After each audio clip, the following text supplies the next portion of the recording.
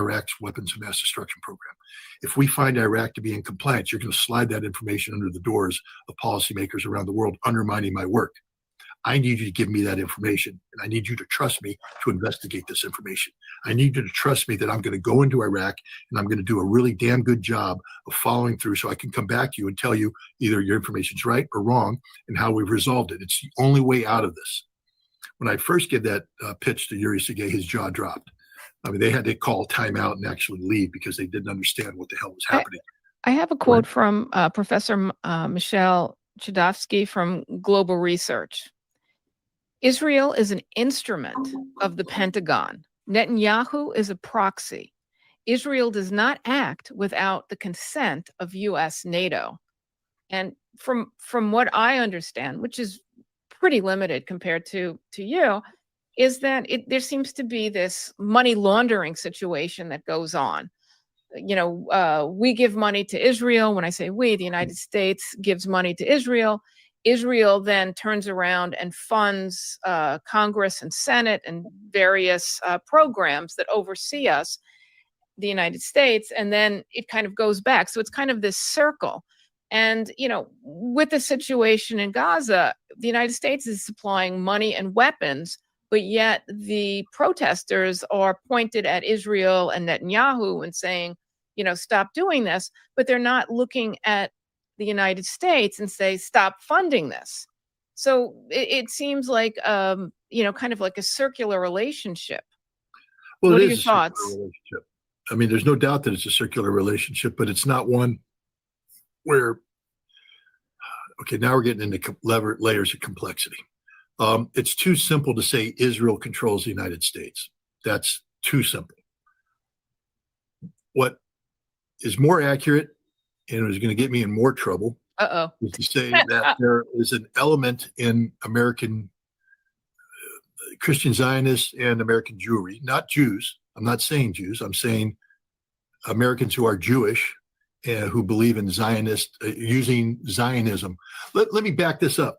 You guys do know that when Theodore Herzl was looking at, getting a homeland for the Jewish people, that in addition to Palestine, they had a plan B, and that was Patagonia. This is a statement of fact. They were looking at Argentina. So any notion that Israel is biblical in nature, that this whole Zionist enterprise is about the biblical legacy, that's just made up crap that came afterwards. It's about finding a plot of land where the Zionists can do their business. Israel is a tool used by certain power structures in the United States to empower themselves, to make themselves more powerful. That's how I understand it. But those power structures use Zionism, both in terms of the purest Jewish application of it, Greater Israel, but also Christian Zionism. They exploit the end of days, rapture, Armageddon aspect of it. But it's an empowerment vehicle here in the United States of people to empower themselves. So, but that's outside the framework of the Pentagon. I mean, it's not right to say the Pentagon does. The Pentagon is run by generals and civilians who are temporary political appointees. What we're talking about here is a deep state. We're talking about here is a permanent establishment of unelected officials who have over time been hijacked by. There was a time in the 1970s where this Zionistic cabal didn't control the United States to the degree they do now. If you went to the State Department, if you went to the Pentagon, you had this class of people called the Arabists, because oil was very important. And the Arabists were there. And I remember the struggles that were taking place between the Arabists and the Zionists, and the Arabists would often win. When I was doing the Gulf War, there was many times when the Zionists were put down. I mean, the irony is one of the people that put down the Zionist ambitions was Paul Wolfowitz, who later on went to be one of the architects of one of the ultimate pro-Zionist movements. But at the time, he worked for a president who wasn't completely controlled by the pro-Israeli crowd. A president who, George Herbert Walker Bush, whatever you think of him, he wasn't controlled by them. He actually told them to pound sand on several occasions. Bill Clinton was controlled by them. Getting hard and getting turned on are not the same thing. That is why Blue Chew Gold was created. Science shows that arousal begins in the brain, not just the body. If you felt resistant to ED meds, you're not alone. I know that blood flow is only half of the equation. Arousal and connection begin in the brain. Blue Chew Gold is the only arousal-boosting 4-in-1. It is not just another pill that targets blood flow. It's the only 4-in-1 built for brain and body. Sildenafil and tadalafil. That's the physical fuel your body needs. With apomorphine and oxytocin. That's what wakes up the brain and creates the actual desire. If you like to take care of yourself and you only want the best for yourself, then it only makes sense to switch to this gold standard of ED treatment. Blue Chew Gold works fast. It dissolves sublingually or results in as little as 15 minutes. The result is chemistry that actually brings couples closer. It is the only arousal boosting 4-in-1 worth. Because Bill Clinton was a man who his personal sexual appetites led him to be compromised. That's just a statement of fact. And then he empowered the deep state so that when George W. Bush became president, who was not sexually compromised by these people, but he now had to pay attention to the empowered deep state. And the empowered deep state hijacked important parts of his legacy, to include using 9/11 as a vehicle to go to war against, what was it, 5 nations in 5 years or 7 nations in 7 years? And just on and on and on and on. So I guess I the thing think is, it's too simplistic to say that Israel's pulling the strings. The right way to say it is that a cabal in the United States that uses Israel is pulling the strings. One of the things that I think you brought up, and I think that's probably how Professor Kwiatkowski thinks of it. There was a time when generals and colonels, in the Pentagon were, like you're saying, were focused on peace and ways of preserving their soldiers and their sailors and things like that. And this, anyone who has that consciousness now is demoted or retired. And the people that are promoted are a very different breed, and they're very much more in the military industrial complex. So we've lost, I think, and this is, based on some of your discussion and your reports, we've lost some of the integrity of our military commanders. Yeah. And it's a different crowd than it was, let's say when John F. Kennedy was president. The military's job is to close with and destroy the enemy through firepower maneuver. My job isn't peace. When I joined the Marine Corps, my job isn't peace. That's the politician's job. My job is to kill. My job is to be the best trained killer you've ever seen in your life. My job is to be in the basement being fed red meat, so that when you unlock the basement, you unleash me, I go out and I destroy everything in my path. That's the job of the military. Let's not pretend otherwise. But we need politicians to control that. Now, the military's job is to be apolitical. I just sit there and growl and I wait for blood. And hopefully the ideal career is I spend 20 years in the basement waiting for blood that never comes, because the politicians are smart enough to say, we don't want to unleash the beast. But the beast has to be ready to eat. The beast has to be prepared to eat all the time. So we train and train and train and train. And that's the job of the military, to train, so that when the politicians come and say, we need you to do X, Y, and Z, you go, got it, sir. Wait, check. Is it proportional? Has Congress weighed in? Because we took an oath to uphold and defend the Constitution against all enemies, foreign and domestic. And so we have to ensure everything we do is constitutional. But after we check it off, it doesn't matter.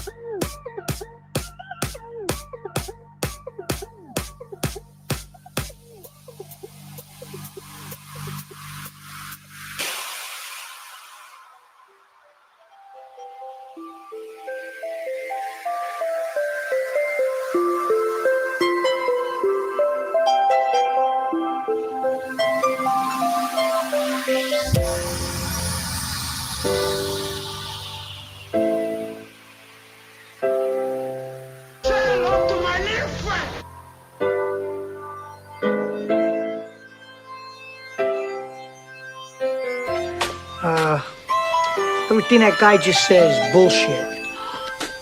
The Dow right now. What does a Dow have to do with anything? Are you kidding? I'm not with you. I'm with Israel. I made Gestapo tactic. I made Gestapo tactic. I made Gestapo tactic.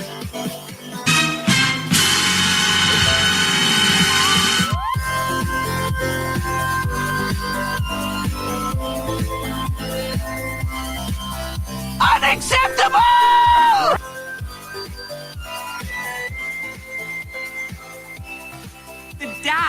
The Dow right now.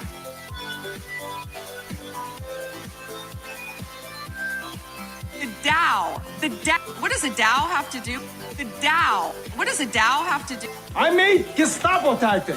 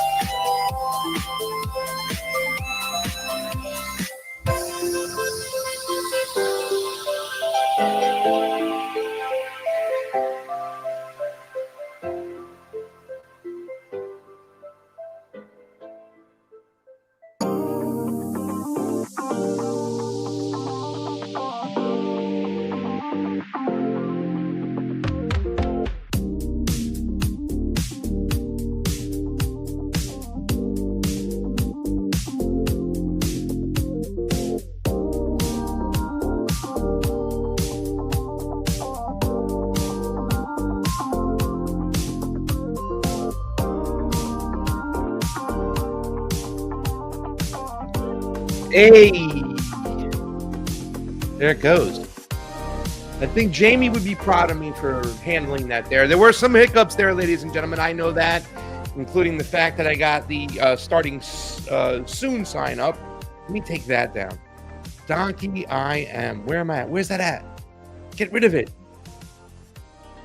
No, it's gone. There it is. Welcome to the show, ladies and gentlemen. I am your host, Craig Pasta Jardua. Fiorella Isabel will be along shortly. She is just finishing up another interview she had. And today we have an amazing guest. Colonel Karen Kwiatkowski is coming on the show. She's our resident colonel or military personnel, whatever you want to call them. Guys, remember your first day at work? Take off the replay. But I do know where the important buttons are, right? Like, say hello to my little friend. I made Gestapo tactics. Gestapo tactics. That's from Glenn Ross. Guys, welcome to the show. It is the TruthWire. We have an amazing show set up for you today. There's going to be a lot of interesting things to talk about. Fiorella is now here. How you doing, fam? Hey, fam. Sorry, I just had another interview. Went a little bit long, but you guys will see it soon, and it'll be great. Mm-hmm. Who was it with, fam? Oh, it's with Vanessa. So we're going to air it later today on the Substack. That's awesome. Fam, there's a lot of great things to talk about. I was just about to introduce really quickly, though, guys, just so we can put it back up here. We started this, and, fam had just got on me yesterday to make sure that I get my ticket soon to Peru because there's a lot of stuff going on. And if you want to help on out, please jump in. It's givesendgo.com/election integrity matters. You can see we got a lot of decent things going on. You guys have been amazing. We got 39 gives, 24 shares. We've raised about $19.97. Fam, that's a good year. How old were you in 1997? That was a really great year. I was a child, a little old, a youngin. Or did you freeze again?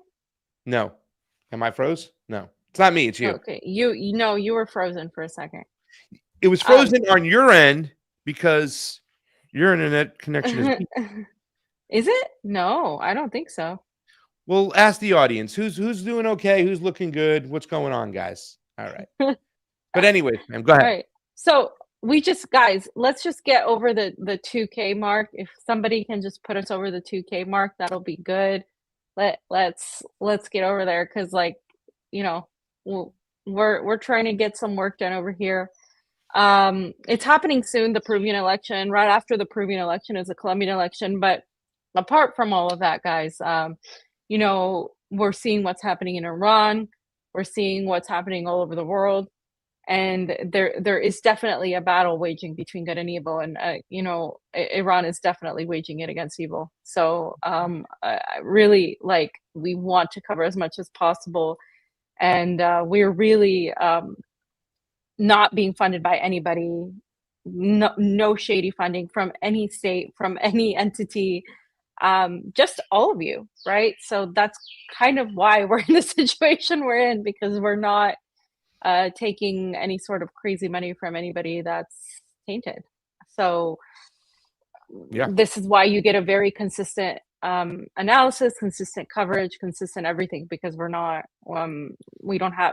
own bosses, which is extremely hard to do in this. Well, no, they're our boss. climate. You guys are our boss, technically, because you give us money and you like what we're saying. You're saying go do more of it. So thank you. Yeah. I mean, and let me tell you something, man. You listen. I don't want to be one of those people who got to brag about what they do or what they said, or as said on my show before. I don't want to be one of those people, but seriously, y'all. I mean, and what we're going to bring you today, I think is going to be amazing too. There's some food for thought. We've always had this unique, you know, kind of like, I don't know what you would define about us. Like, you know, it's a certain niche we have, right? We're not on any team in particular, you know, and the thing is really upsetting me right now, fam, is even the people who consider themselves to be conservative or on the right, they're not. They're just being team sports, or at least that's who's being highlighted to us. I think some of the voices in the background are being silenced, like a lot of them, because there is an algorithm that's controlled by all these social media platforms and stuff, where those in charge are the ones saying this is what they want you to hear. So they have a mechanism of doing that. And, you know, maybe there are a lot of conservatives in the background who aren't being heard, but what we're seeing is team sports, because if you are a conservative or somebody who's part of the populist right, you should be really mad at Donald Trump's leadership and what he's been doing, because it's not conservative at all. It's not about small government. It's about big government. It's about taxing the bejesus out of people. I mean, it's about not paying attention to the Constitution. It's about not going to Congress to get in, you know, a declaration of war. There are so many things that you should be mad about, but what we're seeing is just straight mockingbird media, fam, where they're playing team sports, and it's all to keep the people divided. And that's what's going on right now. And there's a lot to talk about when it comes to this Iran war. And it is a war, and it is a disgusting war. And I think I'm a little bit emotional about it because of how the war opened up with the schoolgirls and the tomahawks. I mean, just completely disgusting. And then our source telling me, that Pasta, they're bombing hospitals. And when I ask him, a citizen of that nation, why? He goes, because that's what they do. And even being able to say they, not me, not us, to separate us from the government, but there should be more voices out there like ours, you know, and Peru is important. You might think that it's like, it's a sidebar now. There's other things to take care of. No, we did a story, fam. I didn't even put it in the doc from last week. We had it. What happened in Ecuador? Okay. Mm-hmm. Things are going to get crazy in Latin America, and it is a control for resources. And what we're doing over there now in, I hate to call it the Middle East, fam. What are we supposed to call it? West China? West Asia? West Asia. Definitely West Asia, not West China, fam. West Asia, China. I just love saying China with Donald Trump when we're talking about Donald Trump. But he's just a figurehead. They're going to do at home here in the Americas, in Latin America, in South America, in Central America. And they're going to have an iron fist about it. So believe you me, ladies and gentlemen, it's not that just Fiorella is Peruvian. It's the fact that Peru sits on the lithium triangle. And anytime anybody tries to amend the Constitution to nationalize the lithium the same way in the 50s, the way Mossadegh tried to nationalize the oil. The United States, its Western powers will say no. Will say no. And we have to also have this discussion, fam. Before the show opened up, I played Controlled Opposition with your good friend Scott Ritter and Gloria Guillo and the professor Jeremy Kuzmarov, their show that this went on the air and stuff. And it was the question about who's pulling the strings, pretty much. Is Israel the one, you know what I'm saying? Is Israel the source of our problems, right? Like, if you want to get healthy, you got to go to the source of the problem. You can't just do the Western medicine and treat the symptoms. You got to go to the source of the problem. Was the source of the problem Israel? Me and you have always held Israel accountable. We've always called it out for the apartheid country it is, but we said there's more to it than just that. And fam has been on this kick, I've been saying, right? And once again, there's been a lot of, I get it, there's been a lot of other people who've been saying, oh, you know, this is about oligarchs and the rest of us. But to also understand that region, to visit that region, when I'm talking about Latin America and Russia, to have that perspective, it's very unique. And I hope to God that you continue to give to us and help us out as much as you can. I like the fact that you share if you can't give. If you share, that means you care. And then we love that. So this unique perspective that we're talking about, getting back to Israel, are they the boss? No. Oligarchs, technocrats. What we're seeing right now is AI come into play, right? With all these bombings and stuff. They're taking the human element out of it. I know you used to get pissed off at me, fam. Well, not pissed off at me, but you would say, you know what I'm saying? With the conspiracy theorists saying that transgenderism is a step to transhumanism. Like, in other words, it's a step along the way to merging, you know, man with machine, right? That's what they want to do. Like, we're in the beginning part, so you can start writing the Matrix right now.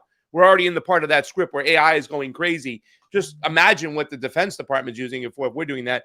But they also believe that AI is a step from drone warfare. So it went to boots on the ground, killing people, you know, bayonets at that point, to firing from a distance, whatever, to drone operators, where it's supposedly a lot of the emotion was removed because you don't see the person that you're droning.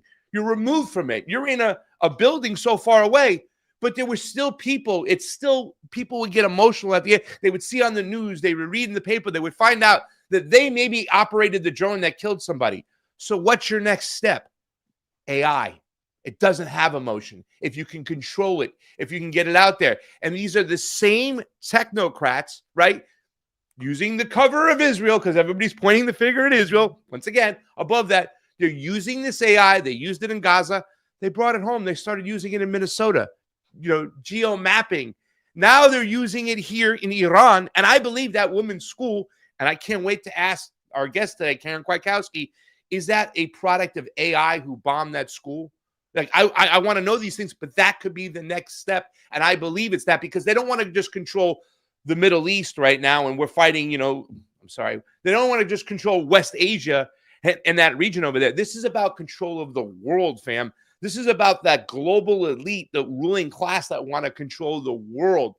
So they are accomplices, United States of Israel, or Israel of the United States. They're walking hand in hand. But I do believe it's more than just going, it's Israel.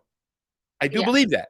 And I think people who are kind of, I think there's a lot of people out there who are not hitting the red bullseye, Sam. They're hitting that, fam. They're hitting the green fuzzy part, which is 25 points, not 50. They're getting in the center, but they're not just hitting it on the nose, you know? And there's a group of people out there because, and the danger of that, like we said, when you play America as like a victim held hostage to Israel, you could then just say we can fix the problem by eliminating Israel and go back to the same thing we went to before.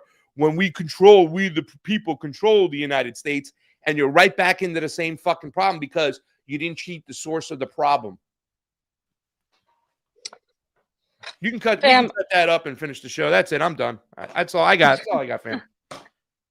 By the way, does this pink shirt look okay? It looks fine. Thank you, fam. Yeah, it looks I wanted to look nice for you. No, you didn't. But what was I going to say? You know, I think it's important to talk about Agenda 2030, but also not erase the context of, like, there are people fighting it. And those people are basically Iran, the resistance axis. They're not involved in monetary financial system, because there's been some people suggesting that Iran's in on it without providing any sort of evidence. Again, the people that suggest XYZ is in on it without providing any sort of evidence, to me, that's lazy analysis. You need to actually provide the evidence, and they're looking at it from a top-down view, but they don't have the view of the ground-up work, which is exactly what's needed to understand the full picture. You can't just say, I'm going to follow the money ties here. I'm going to say there's billionaires in Iran, so that means that they're all in on it. Actually, there's not billionaires in Iran. There's Iranian diaspora billionaires. One of them is Pierre Omidyar, who, by the way, pretty much might as well be a Zionist. So you can't take that and say, oh, there's Iranian billionaires when they're part of the diaspora that wants to take down Iran. Like, come on, you got to do better than that. But when we talk about CBDCs, when we talk about digital surveillance, part of that mechanism is very much invested in both Russia and China. They are very much in favor of AI, of robotics development. We have seen China's developments with the robots, with the drones, and a lot of people cheered on because it's China. And I just find that kind of odd, because it's like, yeah, okay, it's not the United States, but at the same time, you do see where this is going on either end of the spectrum. If one has it, the other one will too.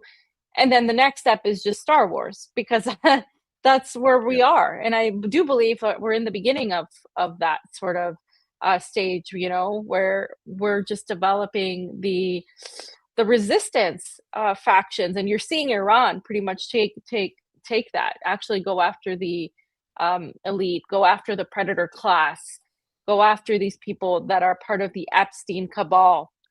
And it's so important to support Iran in that. I think if you consider yourself somebody that's anti-imperialist, if you consider yourself somebody that's doesn't want these things to take over. And so for me, that's why last week I was so angry about the UNSC vote and how Russia and China abstained when they didn't abstain on other occasions. And when China specifically mentioned international law and mentioned how they condemn Iran for targeting the Gulf states, you recall that Iran targeted hotels where the Americans were staying. But it just enraged me, because we've been here for 2 years where we haven't seen any sort of accountability towards the United States or Israel for their genocide on the people of Gaza. Yet we have the audacity to sit there and poo-poo Iran, even if Iran had targeted civilians. Let's say they did. Let's say every accusation against Iran is true, that they targeted civilians, that they did this or that, which I don't believe it is. But let's say it is. It's true. How would that even live up to a fraction of what the United States and Israel have done? And why does China seek this moment to call it out? Well, because they have international economic trade with the Gulf, and so does Russia. And so, like, this is what feels very dirty about all of this, is the manipulations from a lot of these very powerful BRICS countries, including India, by the way, that are basically condemning Iran, but stood pretty silent, besides slap on the wrist with what the United States and Israel have done. And that, to me, just signals we're entering an era where there's very few people that are operating under an ideological, let's just do good stance, and more so operating towards economic, pragmatic approach. And I don't say pragmatic to dismiss it. I say it as a geopolitical action in terms of their economic transactions, in terms of their trade. And just because somebody has the label of being a communist country like China doesn't mean that they don't have billionaires. They have a lot of billionaires in China, a lot of billionaires in Russia. Russia has made billions right now from the oil industry, from what's been going on. But simultaneously, Russia is experiencing an economic depression right now within Russia. And, we're seeing also divisiveness between, for example, Lavrov, who just condemned and said, Israel and the United States started this war. They thought it was going to end in one day. And now they're realizing it's not, versus Kirill Dmitriev, who is the voice for the Kremlin, who is trying to negotiate this Ukraine war to end, coming from a very transactional class. There's clear differences within the military. There's clear things happening right now that I think are getting harder for people to understand. Russia, because people have understood Russia to be this monolith, and it's not. The same way Satara told us Iran is not a monolith is the same way, Russia is not a monolith. And that's how we have to look at these situations. Well, let's get rocking and rolling, ladies and gentlemen. We have a great show for you planned for today. Fiorella Isabel is here. Craig Pasta, Jardula. CheeseSlice is on assignment, so I'll be engineering the show. So I'm going to do the best I can, ladies and gentlemen, to keep up with everything. But I was a natural in my old days. Fam, I just do want to point out, I think it's great that you talked about the top down, top to the bottom down, but you got to look from the bottom down and look up what's going on the ground. It's very important to get a perspective from the people. I love that wherever you're at.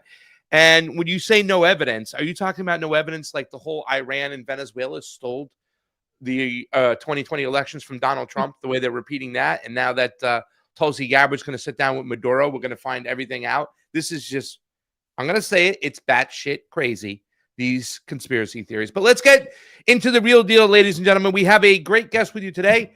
She's become our resident military personnel person, and I love her. She writes often she writes articles and she puts them up on Judge Knapp's website and a couple other places. Ladies and gentlemen, Colonel Karen Kwiatkowski is with us today. Colonel Karen, how you doing? I'm doing fine. Thanks for having me.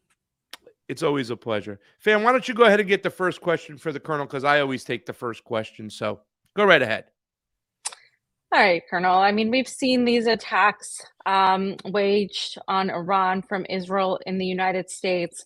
One of the first things that came up was the bombing of the girls' school that the United States denied that they had anything to do with. But until recently, now we have seen mainstream media finally say it does look like the United States had a hand in this.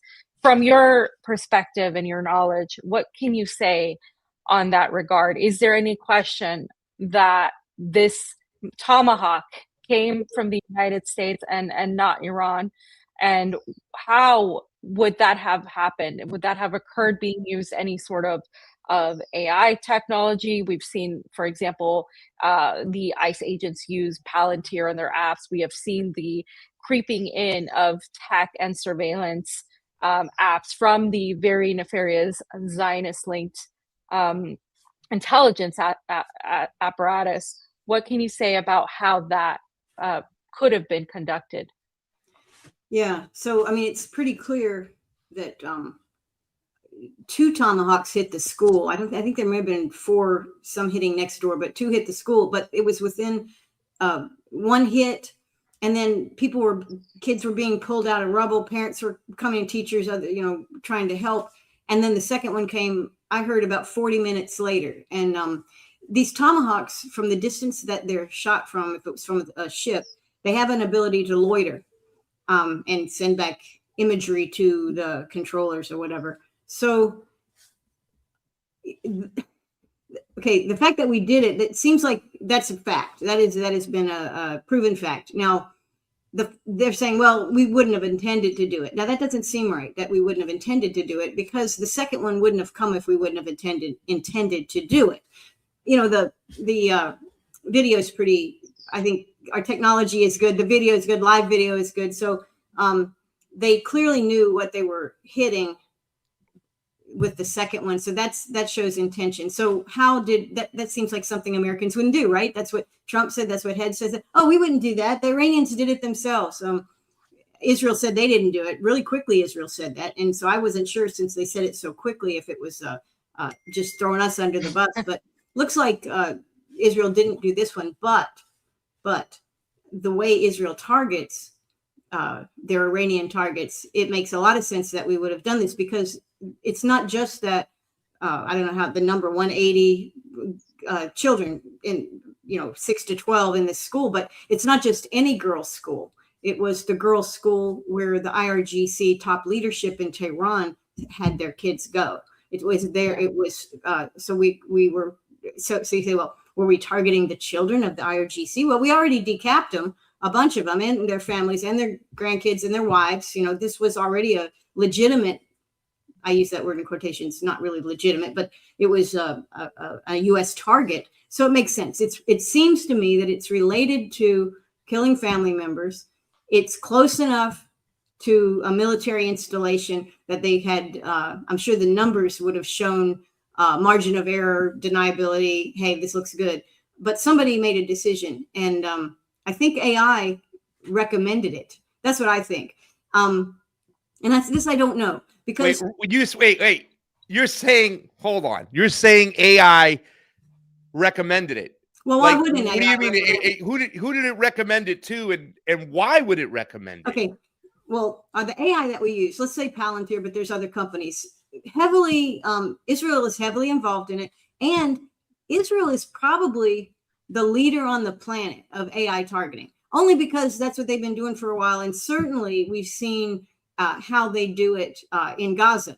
So in Gaza, you know, very much, and we saw how they are able to target very accurately in the 12-day war, June, so-called 12-day war. So we know that Israeli influenced companies, American Zionist owned companies are heavy into AI. The military is using it, but we're not the experts in using AI in our military applications. We look to the experts. Who's the best friend of ours and the expert? That would be Israel. Israel's and I don't have the algorithms. Okay, so I don't actually know, but we know from past history how Israel chooses targets, and they like to decapitate, they like to punish, they like to terrorize, and there's no better way to do that than killing the children of the military right after you decapitated a good many of the top leadership, and you know this show of your situation is hopeless. This is the end goal of Israeli warfare. Now, if we're taking our lead on how we use AI, if we're not asking questions, and I don't think we are asking questions about how the AI algorithms work, we're just taking Israel's lead. Taking Israel's lead, as far as I can tell, they probably wanted us to do that so they would be in bed with them, with their inhuman and illegal war crimes. Now, we already are in bed with Israel with war crimes because we've been paying for funding and sending all the bombs they've been using in Gaza. And that's pretty clear. We are in bed with Israel and their war crimes. But this was a very specific demonstration, I think, of a war crime, and who has called it a war crime? Nobody. And this helps Israel. If we do what they do and nobody criticizes us, but they criticize Israel, that's good for the Zionist cause. Hey, everybody does this. Look, the United States did it. Why are you yelling at us? So anyway, I see it as something that was intended to happen. It's part of the game. It's part of the way Israel fights, which is increasingly the way we fight. And the AI is a perfect connection. Anyway, it makes sense to me. We'll see what happens as time goes on. You can see I'm getting a little giddy here. This is why you become one of my favorite guests on the show, really, to tell you the truth, because we were having this conversation before the show started. I played a show I produce. It's called Uncontrolled Opposition, and it's on WBAI in New York. And Scott Ritter was the guest last week, and Gloria Guillo, along with Jeremy Kuzmarov, were interviewing him, and they asked that question.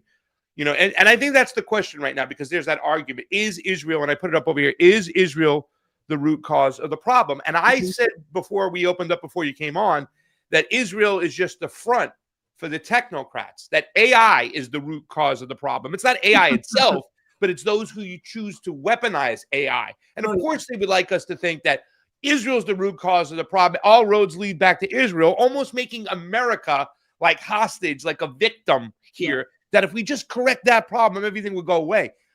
Fiorella and I have said no. No, they're walking hand in hand right now. This is more than Israel being the root cause of the problem. This is about technocrats. This is about the one world government where they want to control the whole planet. And they're using Israel to test all this weaponry in Gaza. And hey, they used it in Minnesota too as well, right? ICE was using it to geofence places. And now they're using it in Iran, I think. Is the reason to use AI, Colonel, because it doesn't have the emotions that maybe a soldier will have? I mean, is that the whole reason at the end of the day to use the AI? And also, what is the root cause of the problem? Is it the technocrats or Israel? Please give us some insight. Yeah. Well, the reason they use AI, I'll answer the first one first, if I can.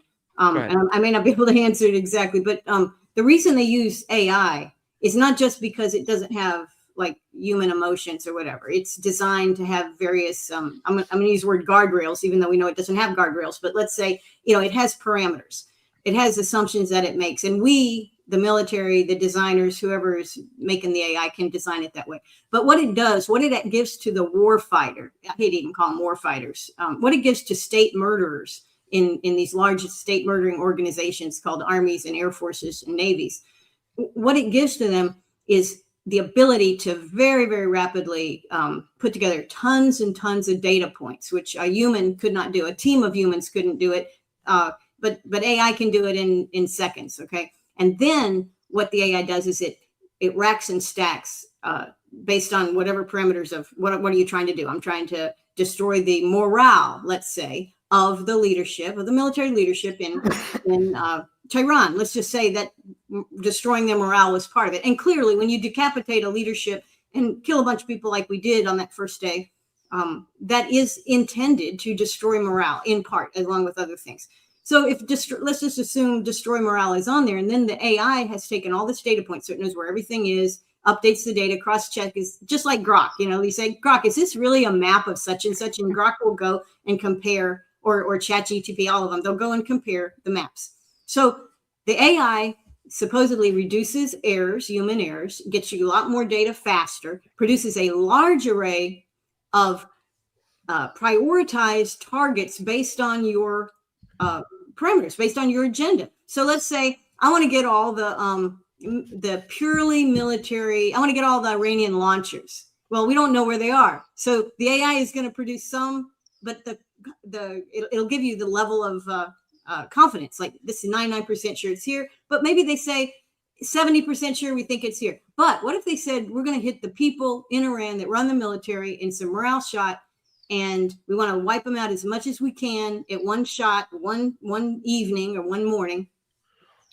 And our confidence is high. It's 99% that these will impact morale. And here's our targets. And one of them is right next to it's the school.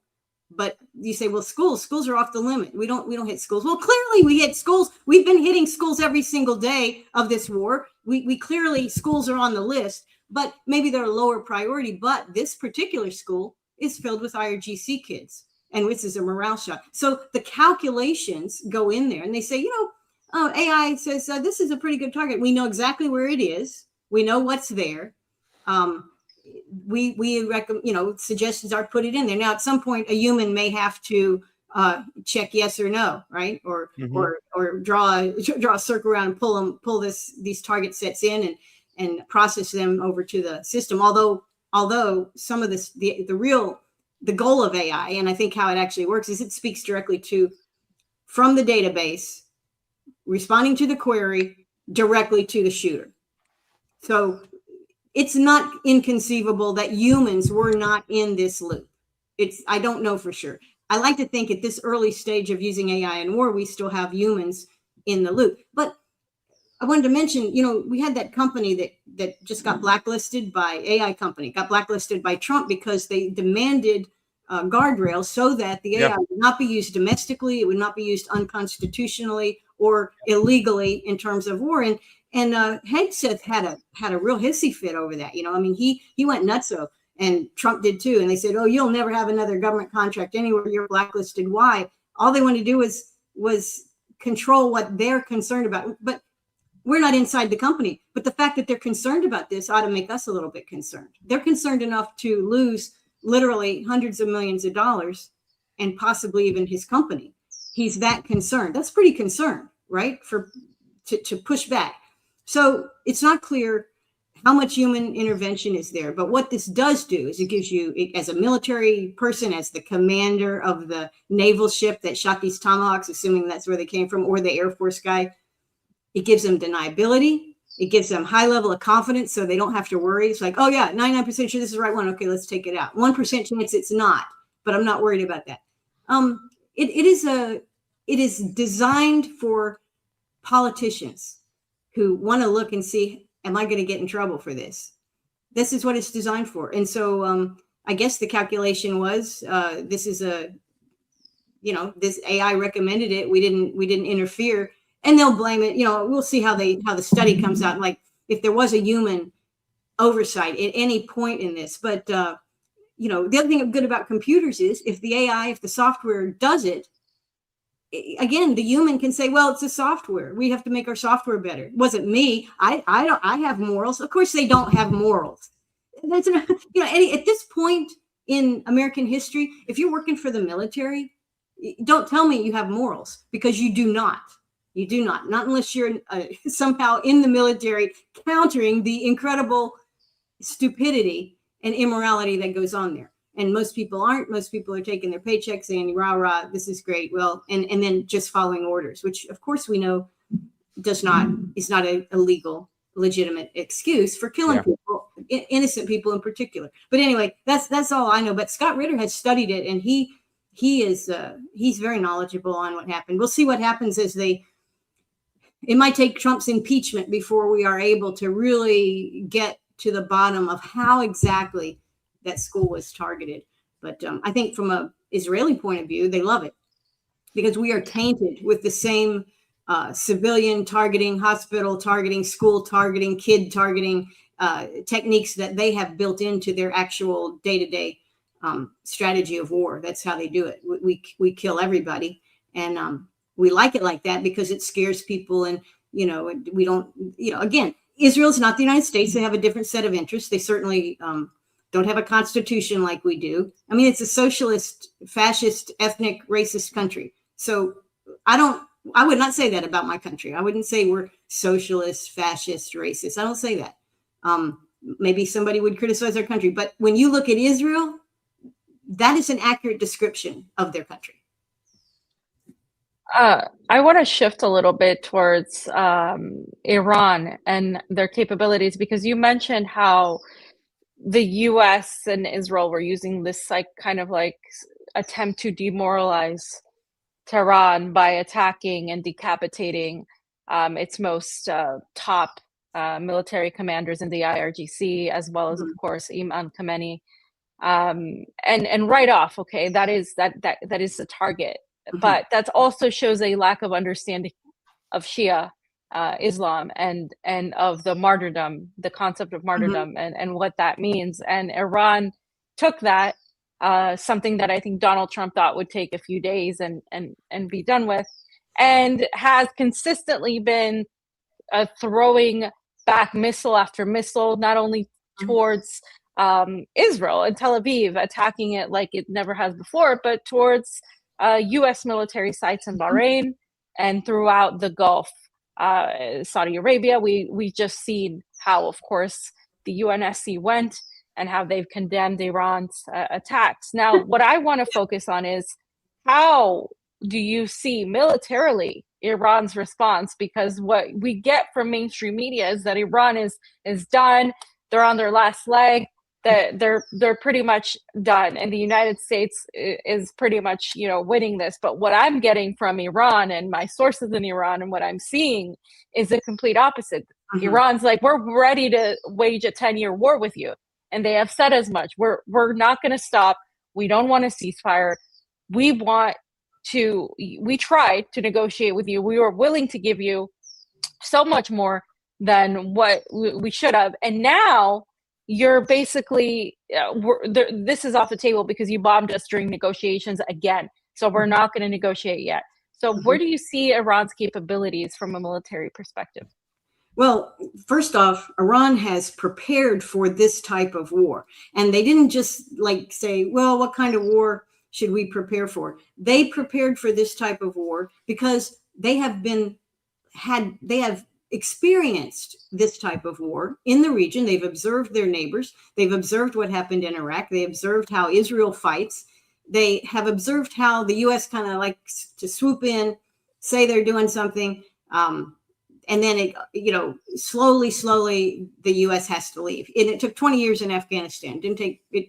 We still have troops in Iraq, but I mean, they've watched the pattern. They know our weapons. In fact, it's interesting. All of the Western drones that we use on the U.S. inventory, and also what Israel uses, they've got intact samples in Iran where the engineers study them now, and they also put them on display. They release pictures. Yes, we have all your.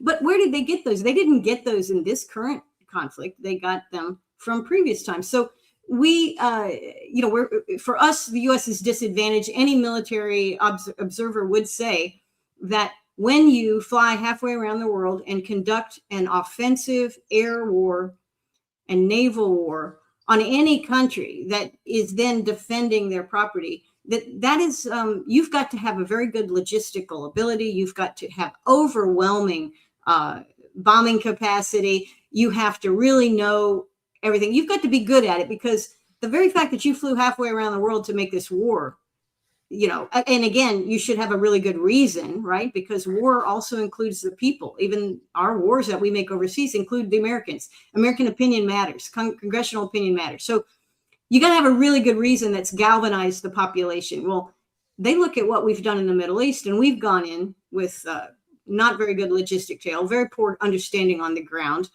no real clear objectives or shifting objectives that evolve over time. And I'm talking about Iraq, Afghanistan, Syria, any of these countries Libya, I don't think the original plan in Libya that Hillary Clinton was advocating included what it ended up as, right? We just go in half-baked, half-assed, and try to do stuff. So they've seen us, how we fight. They know how American government fights, how the Pentagon fights. They also know Pentagon's capability. So then they say, well, how do we defend against that?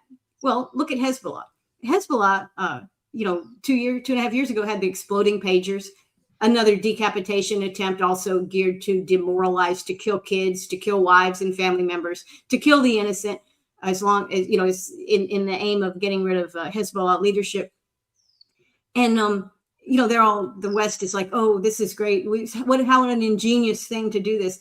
But, Israel's gone into South Lebanon, and almost as if, I know they're going after Hezbollah, and Hezbollah is an Iranian proxy, I guess you could say. That's how they describe them. But they're going into Hezbollah, and they're going, where did these guys get all these rockets they're firing into our systems? How do they know where we live? How do they get their intelligence? How are they communicating? Why are they still fighting us? Because they feel Israeli, this IDF feels like, hey, these guys shouldn't even be here. But that's because we teach our enemy how we fight, and we teach them how they should fight against us. And Iran, and I'm not like saying, oh, I figured this out on my own. I didn't figure this out on my own. I heard from the Iranian foreign minister and the president of Iran and Khamenei, who said before he died, and as this was building up, they said very clearly, we are prepared for a long fight.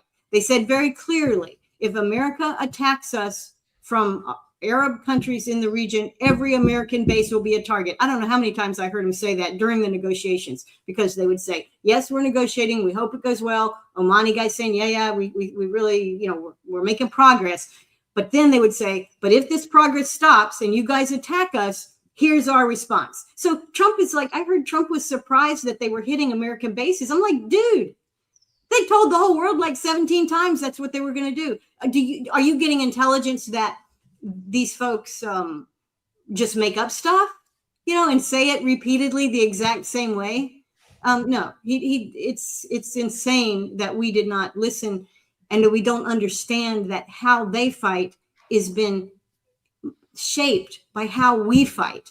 And we don't even know how we fight, because I think when it comes to Donald Trump, I think he just watches Tom Cruise movies, and he thinks that, oh, yeah, this is cool. This is how we do it. Okay, well, you don't see the logistics tale in the Tom Cruise movies. You don't see the murder of civilians and what that does to the people in the United States military. That is a big problem. And I don't know.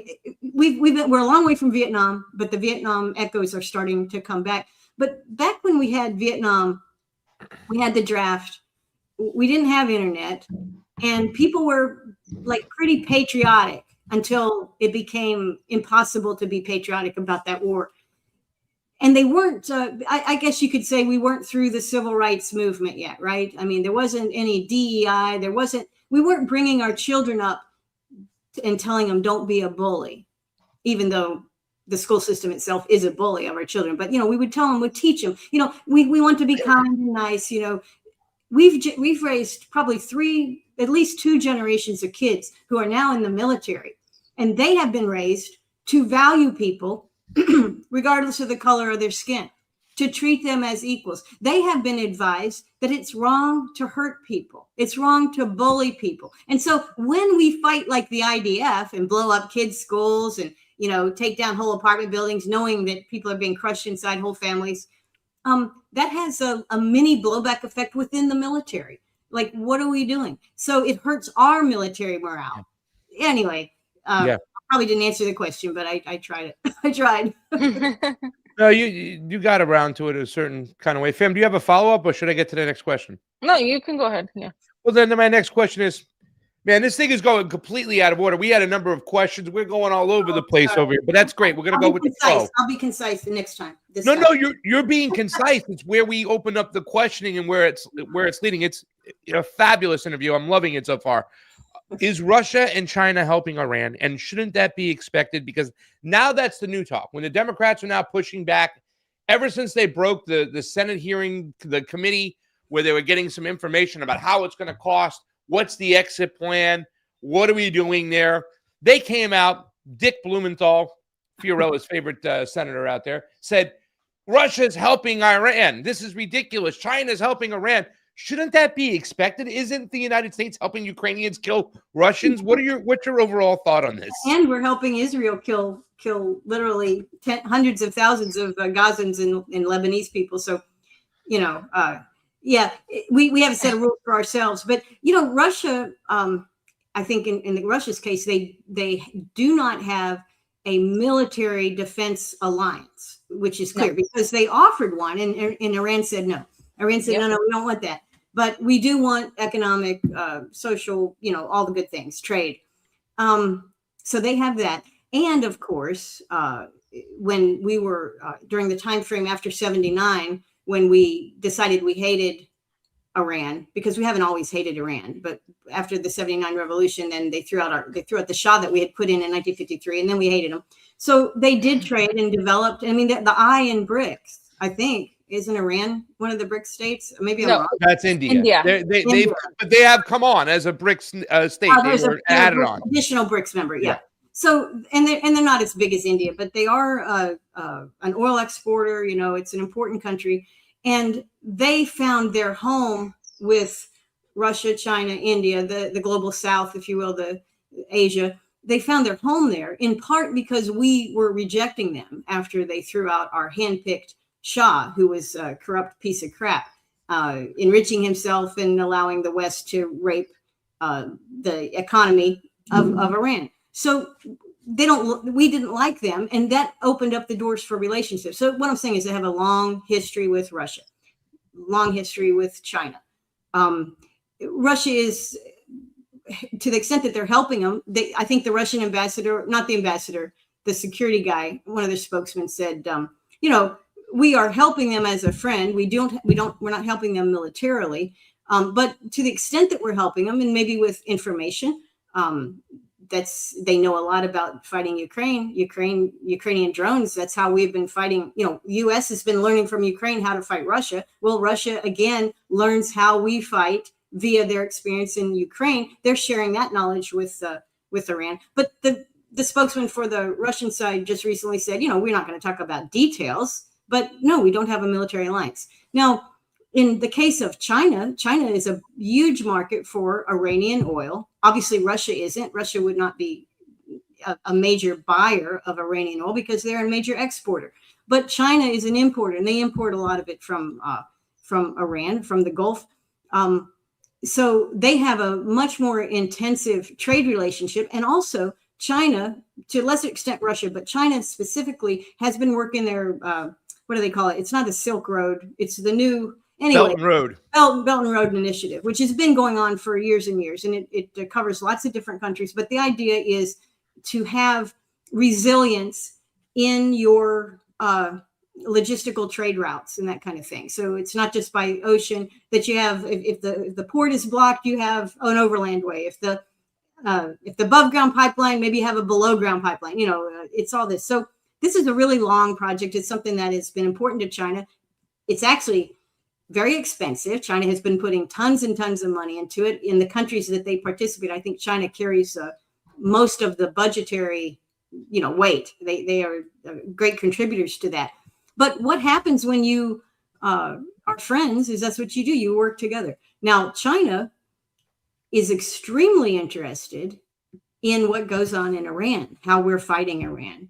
And so China has openly said they're sharing some of their satellite imagery so that Iran can get battle damage assessments and that kind of thing, and targeting information.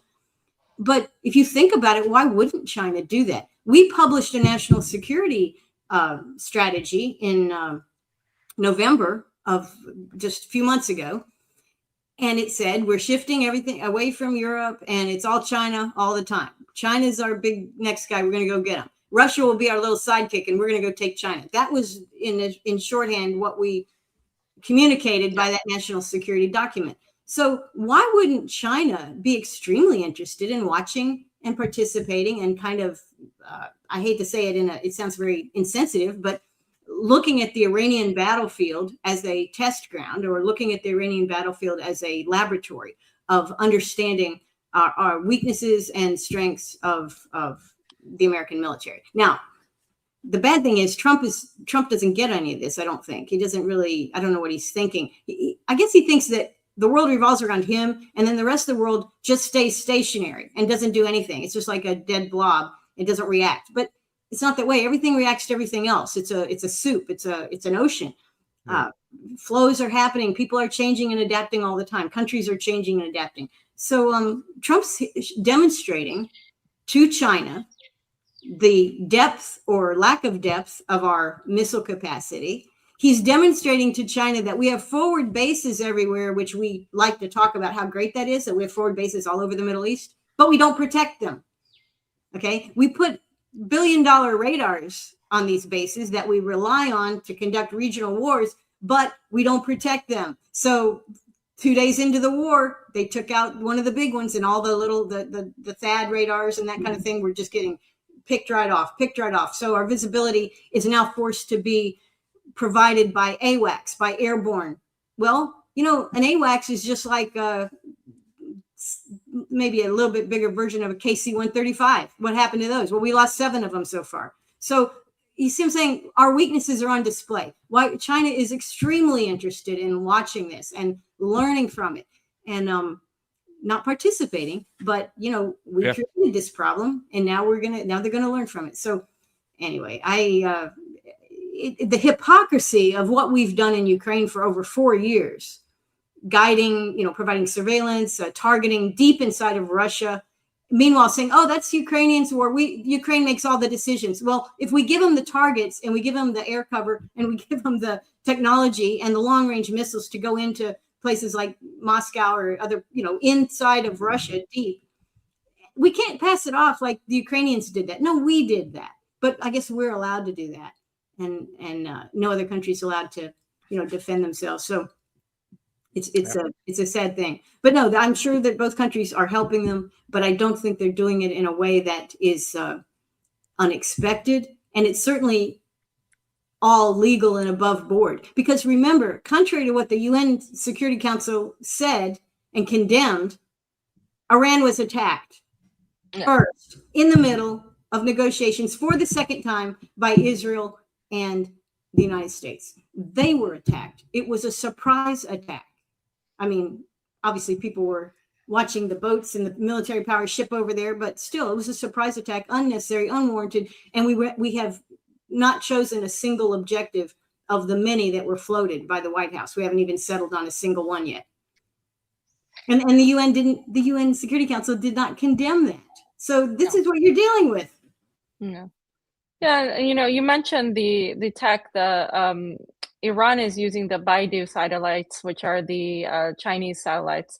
So in that way, yes, you have China interfering, but you also don't have, as you said, the military defense pacts that what will require China or Russia to get in, and they won't either because they both have business deals with the Gulf states and Israel as well. So it's kind of interesting putting the military aspect of it with the real politic, economic, trade desires of all of these parties, because there's a lot of that involved with the Strait of Hormuz and how this is affecting, of course, the global price of oil, which, you know, some people say might hit $200 per barrel, which would be catastrophic, I think, for a lot of people. And that's part of what I want to get to, Colonel, is the impact of this. Usually, you know, we go back to the war in Iraq, and my generation now, we have seen the war in Iraq, and there seems to be kind of a deja vu with this, you know, the accusations of Iran having weapons, nuclear weapons, or the threat of Iran targeting the United States, as Trump literally said the day of this attack. He said that, you know, Iran has the capability to target U.S. cities, and he went out there to scare the population. It was very reminiscent of course, the George Bush Jr., George W., of that era where we were told there were weapons of mass destruction. We were fed a pack of lies. And now this generation that we were children are adults, and we're seeing this play back. What is then the purpose of this war in terms of the American public? And what is your opinion on how the American public is reacting, the U.S. American public? Because from my end, what I'm seeing, my family members, my friends, they're like, what is this? This is ridiculous. We don't want a war with Iran. There seems to be a little bit of like awareness now that has gathered from the previous war. And now I do think that when we're getting the numbers that seem to be skewed of the dead U.S. soldiers, there seems to be a discrepancy in that. And I do think that with the price of oil and Americans starting to feel this, could this potentially actually lead to a domestic pushback against the war and Trump? Yeah, I mean, I think it has already. I mean, I think MAGA is split. You have key MAGA people that are already pulling away from MAGA and sticking with what MAGA was supposed to be about, which was, you know, no foreign wars, bring the troops home, take care of America first. That's how I think many of them understood America first. But it turns out it's Israel first, but that's not what Trump ran on. You know, he didn't run on that. So he didn't really do his job as the bully pulpit guy to tell Americans, hey, you know, Israel's so important to us. We love Israel. We have to do this thing for Israel. He never has bothered to sell that. They live in a little bubble in DC where it's very Zionist. And when they talk to people, they love what we're doing because it helps Israel, or so they think. It doesn't really. I mean, obviously, clearly it doesn't. But yeah, so the people I think are against it. And it is good that people remember, young people remember, and also learn from some of the folks of their family members and others who came back after Iraq, and they say, well, how was it over there? And they tell them it was basically a you know, I can't use the words, a cluster, you know, and it was ineffective, and we had to do bad things, and I don't want to talk about it. So kind of similar to what previous generations heard from the Vietnam era vets when they came back. So young people know that we get lied into war. And the thing is, we had this idea that the government cares what we think, and it doesn't. It doesn't care. There's a reason that AIPAC funds congressional campaigns. Once you're in Congress, chances of staying in Congress are pretty good unless you commit a crime, right? So once they can get them in there, they can continue to cultivate them, but they own the Congress, not the American people. But we think when we vote, oh, well, we'll get a guy and he'll put America first. Well, he'll put America first up to the point that he has to make a choice. Do we need to fight a war for Israel? And then he'll support Israel. So the president, the White House, the politicians really don't need to go back and do anything with the people, because no matter what we think, they're going to keep doing what they're doing. However, Trump did clearly expect this to be like a larger version of Venezuela, right? I mean, he thought, we told him, we're threatening him. We've got all this military in the region. We don't anymore. A lot of that's been damaged and vacated by Americans, but we're really strong. They're scared of us. We're tough. We'll go in there. We'll decapitate their leadership, beat them up a little bit, and they'll come begging for relief. And it'll only take, there's a reason he starts his wars on Friday night, right? Because he thinks it'll be over with before the stock market's open. And of course, I can see why he would want it to be that way, but wanting something to be that way is not the same as actually. And that's why you have a tenth man, somebody who is a devil's advocate. Or I don't know, why don't you listen to your intelligence, your professional intelligence that isn't political? And if you have to go, and if they all give you the same story, say, well, I need an intelligence guy who's going to give me a different story so that I can understand reality, right? But they don't want to understand reality. So he said it'll be a 3-day war. And Trump almost said that. He pretty much indicated it was going to be over with. And my theory is, since this was worked with Israel, for Israel, that their intention was that the Friday night war would conclude and be concluded by Purim, which was the following Tuesday. And what is Purim? The Jewish holiday, celebrating liberation from an evil Persian king who was going to kill all the Jews. And they turned it, basically, the whole story with Esther, and they got warning and they turned it back on the Iranians and killed them all. And Jewish people did great. And they celebrate on Purim, which is, I've heard, the way little kids celebrate Purim is like a Halloween kind of thing. It's a fun time. And that's what I think that Trump was led to believe, that this could happen. So both Israeli intelligence and ours is pretty bad. They don't care what the people think. And you can also tell they don't care what the people think, because back in 2002, they spent 9 months propagandizing the American people on WMD and what was the other thing? WMD and I forget the other thing that we got. 9/11. He did 9/11, which he didn't. And Saddam Hussein has WMD, which he didn't. But they kept hammering these false claims for 8 solid months in the media. And they had the help of the New York Times, Washington Post, all the major media, helping them, repeating it. And so by the time we actually went in there, it was all lies, but it was lies that Americans had become comfortable with. Okay. And they took the time to get us comfortable with those lies, to get the American people comfortable with what they're doing. They didn't bother with that this time. And I think the reason is not just do they live in a bubble, but they honestly aren't listening. They have no sense at all. And they really thought that they would, that Iran would be on its knees in 3 days, and they would celebrate Purim literally as a time when the Jews beat up Persia. I mean, where Trump gets his information and how he processes it is really a concern that we really need to be. But isn't normal, Colonel? Because we'll be greeted as liberators. It will be. I mean, it's right. It's the same script over and over again. Yeah, because they really. I think Washington hates Americans. They hate us. And think about it. It's obvious that they hate us. Remember when Hillary lost the whatever election that was? I guess the first time, I can't remember. 2016. Yeah, but Hillary said the election was stolen too, because whenever anybody loses, it's usually pretty close. Popular votes usually pretty close, and the losing guy absolutely hates and despises all the people that made her enemy's victory possible. So we have a lot of hatred of people in this country by the politicians, by the political class, certainly by the elite oligarchy that runs the place. So they have contempt for us. So why would they ask us if they want to go for a war? They found out that, we tried to get them on board, and then they found out we were lying, and now they're all complaining about it. Don't even bother. We'll have this thing over with by Monday. It'll be great. So that's the selling point. It was quick. It's fast. We'll be greeted as liberators, and we'll take the terrorist regime of Iran away from the oil that they control. I mean, I think that was. Yeah. Trump is big on real estate acquisition. He wants Venezuela. Why? So I can get the oil, and so I can say who gets to buy the oil. And he wants the Hormuz Strait because he wants to control the oil. We are an oil exporter, but obviously, if you want to fix prices, being the major oil exporter, we could be our own little OPEC.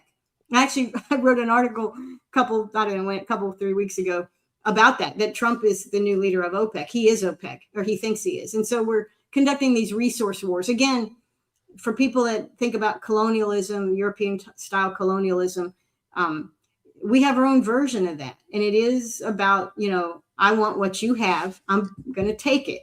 But our hubris is killing us because we can't take it. And not only can we not take it, we're destroying the military in the process. There's a reason the Navy, the CNO of the Navy, and all these Navy captains out there are 600, 800, 1,000 kilometer miles off of Iran's coast. They have told Trump, dude, it's dangerous. Do you want to have a ship sunk on your watch? Because that's what's going to happen if we go in there. And Trump is just like, I don't know what he does. He ignores it. I know what he did. He invited NATO to send their ships in because NATO's expendable. Yeah. This morning, all over the news, all over the mainstream media, that's, not Pam Bondi. I'm sorry. I get confused for Caroline Levitt. The same white noise, right? Same person, interchangeable. She's talking about, we need help from our allies, NATO allies to open up the Strait of Hormuz. It's like they put their foot in their mouth. My last question to you is this, and if Fiorella has a final question, she'll take the floor. But right now, obviously, we usually get you on a Tuesday. I like to warm you up for the judge. But on Judge Knapp, Colonel Larry, Uncle Larry, they call him, Lawrence Wilkerson, was asked a question that I want to ask you. I don't know if you've been asked this question before, but the question is, did Netanyahu force Trump's hand on this attack, or was this something planned a long time ago? Right? So here's the question, and then you can answer it after. Okay. Whether you think Bibi forced Trump's hand as Rubio's threat. Back to my question of whether you think Bibi forced Trump's hand, as Rubio said, or whether the attack 2 Friday nights ago had been planned all along. I think they attacked as planned all along. You don't do something like this as extensive as Israel is using its military power unless you've planned it, and you've planned it for a while. Colonel, same question to you, because I have some proof in one of the, I don't know if we'll get to it today, because we always go over and stuff. There was something called the Liturgical Calendar. I can't even say it properly. This is the calendar that's used by the Catholic Church and the Christian Church, and you can know what the reading is for that day from which gospel and whatnot years in advance. And on that same day that we bombed Iran, it happened to be Genesis 12 verses 3, the same verse that Senator Cruz uses or Mike Huckabee uses and stuff to justify going to war for Israel. The same day of that attack. To me, I mean, I know I got my tinfoil hat on, but what's your answer to the same question that was asked to Uncle Larry? Yeah, I mean, Larry's right, of course, but Israel's wars are constant. Israel is seeking not just a little piece of Palestine. Obviously, they want all of Palestine, but that's not all they want. They want more, and they have wanted more for a long time. The Zionists, I should say Israel, the Zionist ideology is really a lot like Hitler's ideology in the sense of Lebensraum, living space. Hitler's expansion into France, into Poland, into Czechoslovakia, all these places, Austria. So, but what were they doing? They said, well, the German people need living space. We must have land and blood. And so that kind of ideology is what Zionism is steeped in. It's very much the same kind of thing. They need to expand. They've been trying to expand since the day they arrived, on the wherever the first port in Palestine that they got to. So the long-term Israeli goal is to destroy all of its neighbors, make them weak, and then expand at will at our schedule.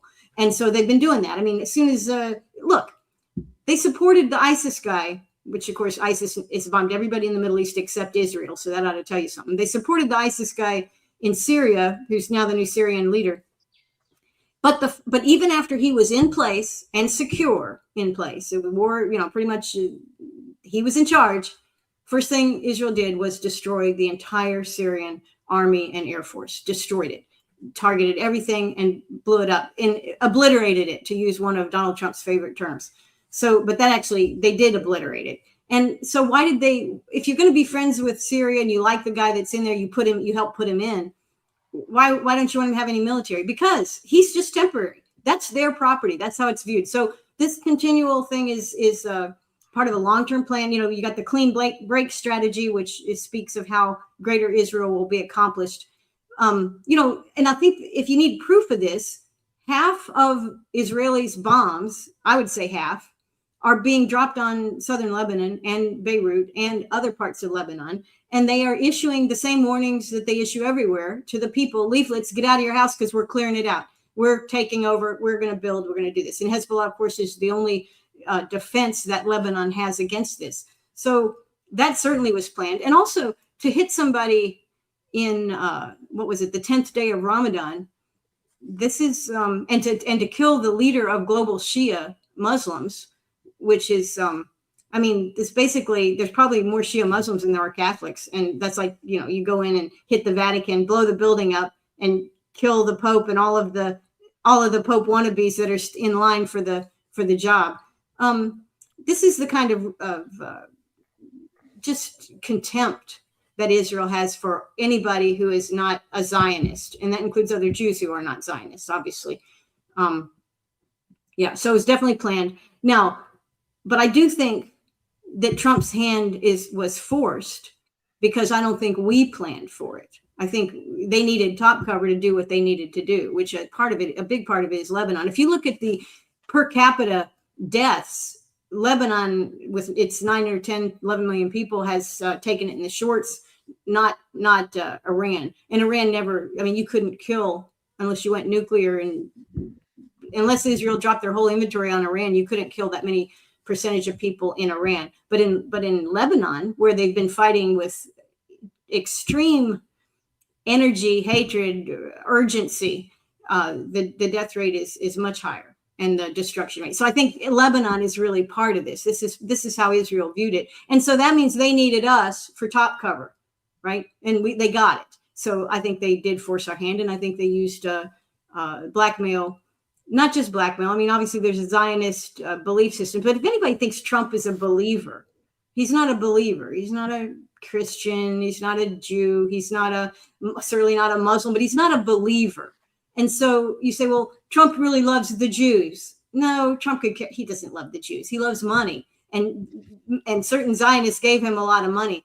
But yeah, I think they have dirt on him. I think Trump wants his legacy, and I think they know how to destroy it. Unfortunately, or ironically, maybe, they've probably destroyed Trump's legacy already because of lying him into this war, and Trump lying himself into this war that was supposed to be over with in 3 or 4 days. It's now going to last 4 weeks, 6 weeks. I think they said the Iranians can keep lobbing missile waves for 6 months, and they still wouldn't be out of missiles. Okay. So, you know, that was another question we skipped before. How long can Iran sustain the ballistic missile campaigns? I think they went 53 today, fam. Was that the number? 53rd, I think they had their, yeah. So, well, I mean. Yeah, and how do they get out of it? I mean, okay, so I guess my last question is then, how do they get out of this? You talk about unless they use nukes. A lot of people think, you know, perhaps the United States is trying to manufacture consent via a false flag to be able to use nukes. I mean, we are, after all, the only country that has used them.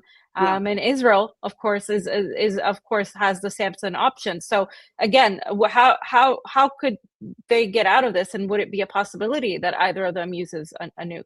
I absolutely think that there is consideration of using nukes both in Israel and in certain parts of the American government.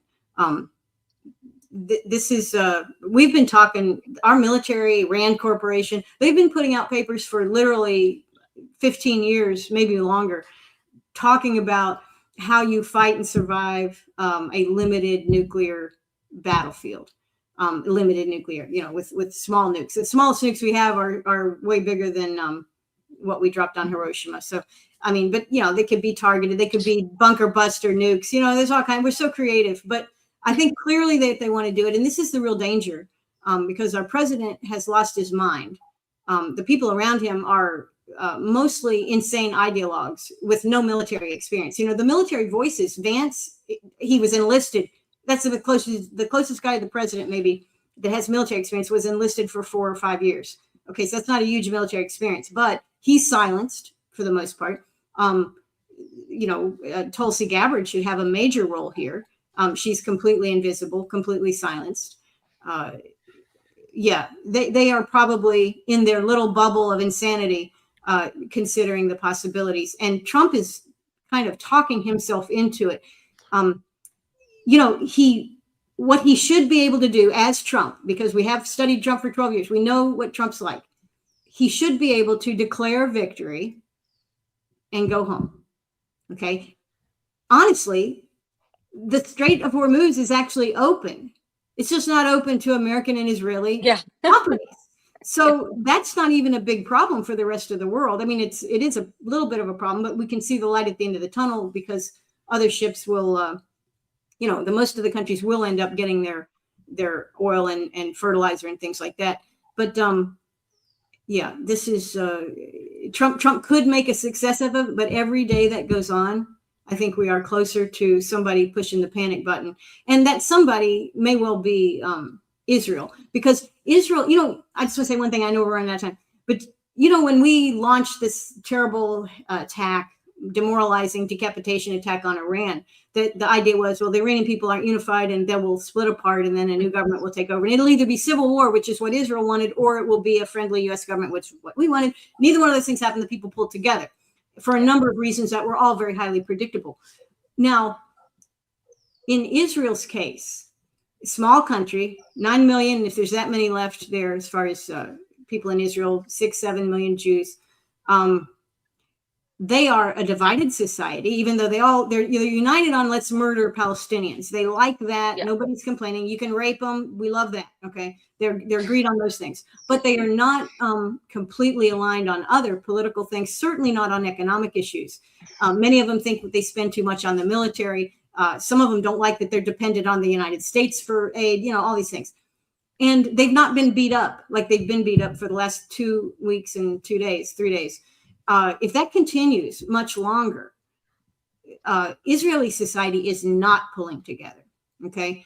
That is also a little bit dangerous, because you could say, well, if they pulled together, they might be more likely to do a nuke. No, if they pulled together, they would debate a nuke. But if they fall apart, some small group, some subset of the government, some subset of Israeli society will be in a position to do something like that. They will not have to get the consent, because it will be impossible. They'll know it's impossible and they'll do it. And the other thing is, of course, they want to bring the Americans on board. The Sampson option includes several nuclear explosions in the United States. That's been well reported.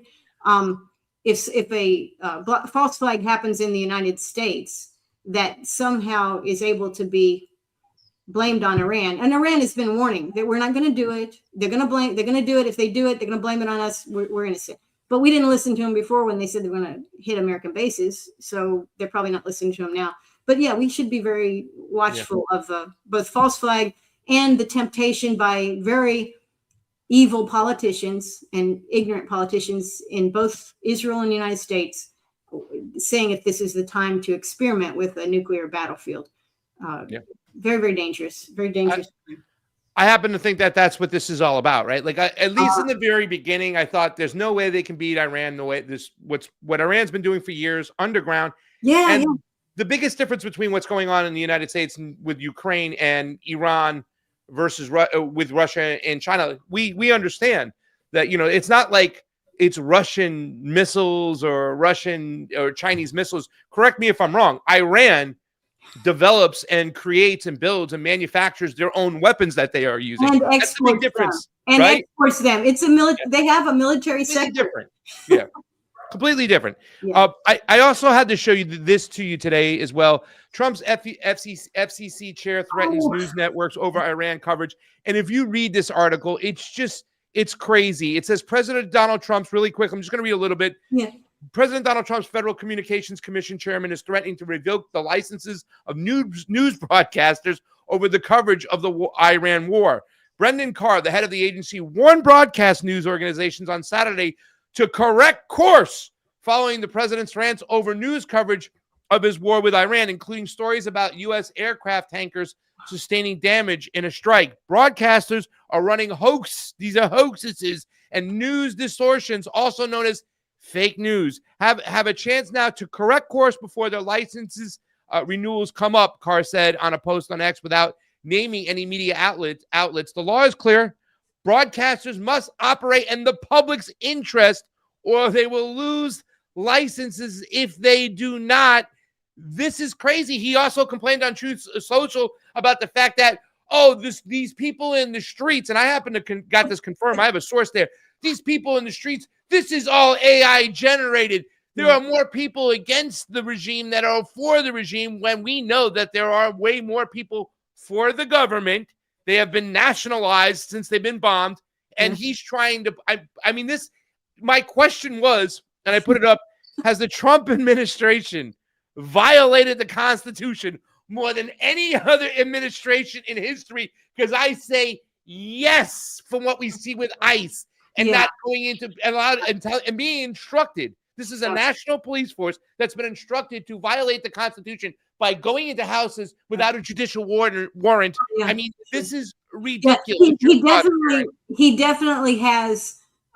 He's definitely done it more than Lincoln. So the last guy to even approach the pinnacle of constitutional violations and things like media clampdowns, Lincoln threw some congressmen in jail because they were arguing with his situation. He didn't like it. And he also imprisoned editors of newspapers. So Trump is approaching that, but he's exceeding it in other things because the internet, we have no Fourth Amendment anymore. They had a Fourth Amendment back until the internet. And then we have no Fourth Amendment rights at all. Fifth Amendment limited. First is in pieces. Trump's working on the rest of that. And the second is people consider that one that only affects some people, and because not everybody has guns. But I don't know. Trump's definitely number one. Well, let's just say it. Trump's number one in destroying the Constitution. There we go. You can add first a list of awards. You also said, Colonel Karen Kwiatkowski also said, we're in the beginning of the Matrix. Colonel, I'll let you out of here, but there is a comment from one of the people in our audience, and if we don't question you on this, we'll get in trouble because you said something early in the show, and you don't have to get too in depth to this.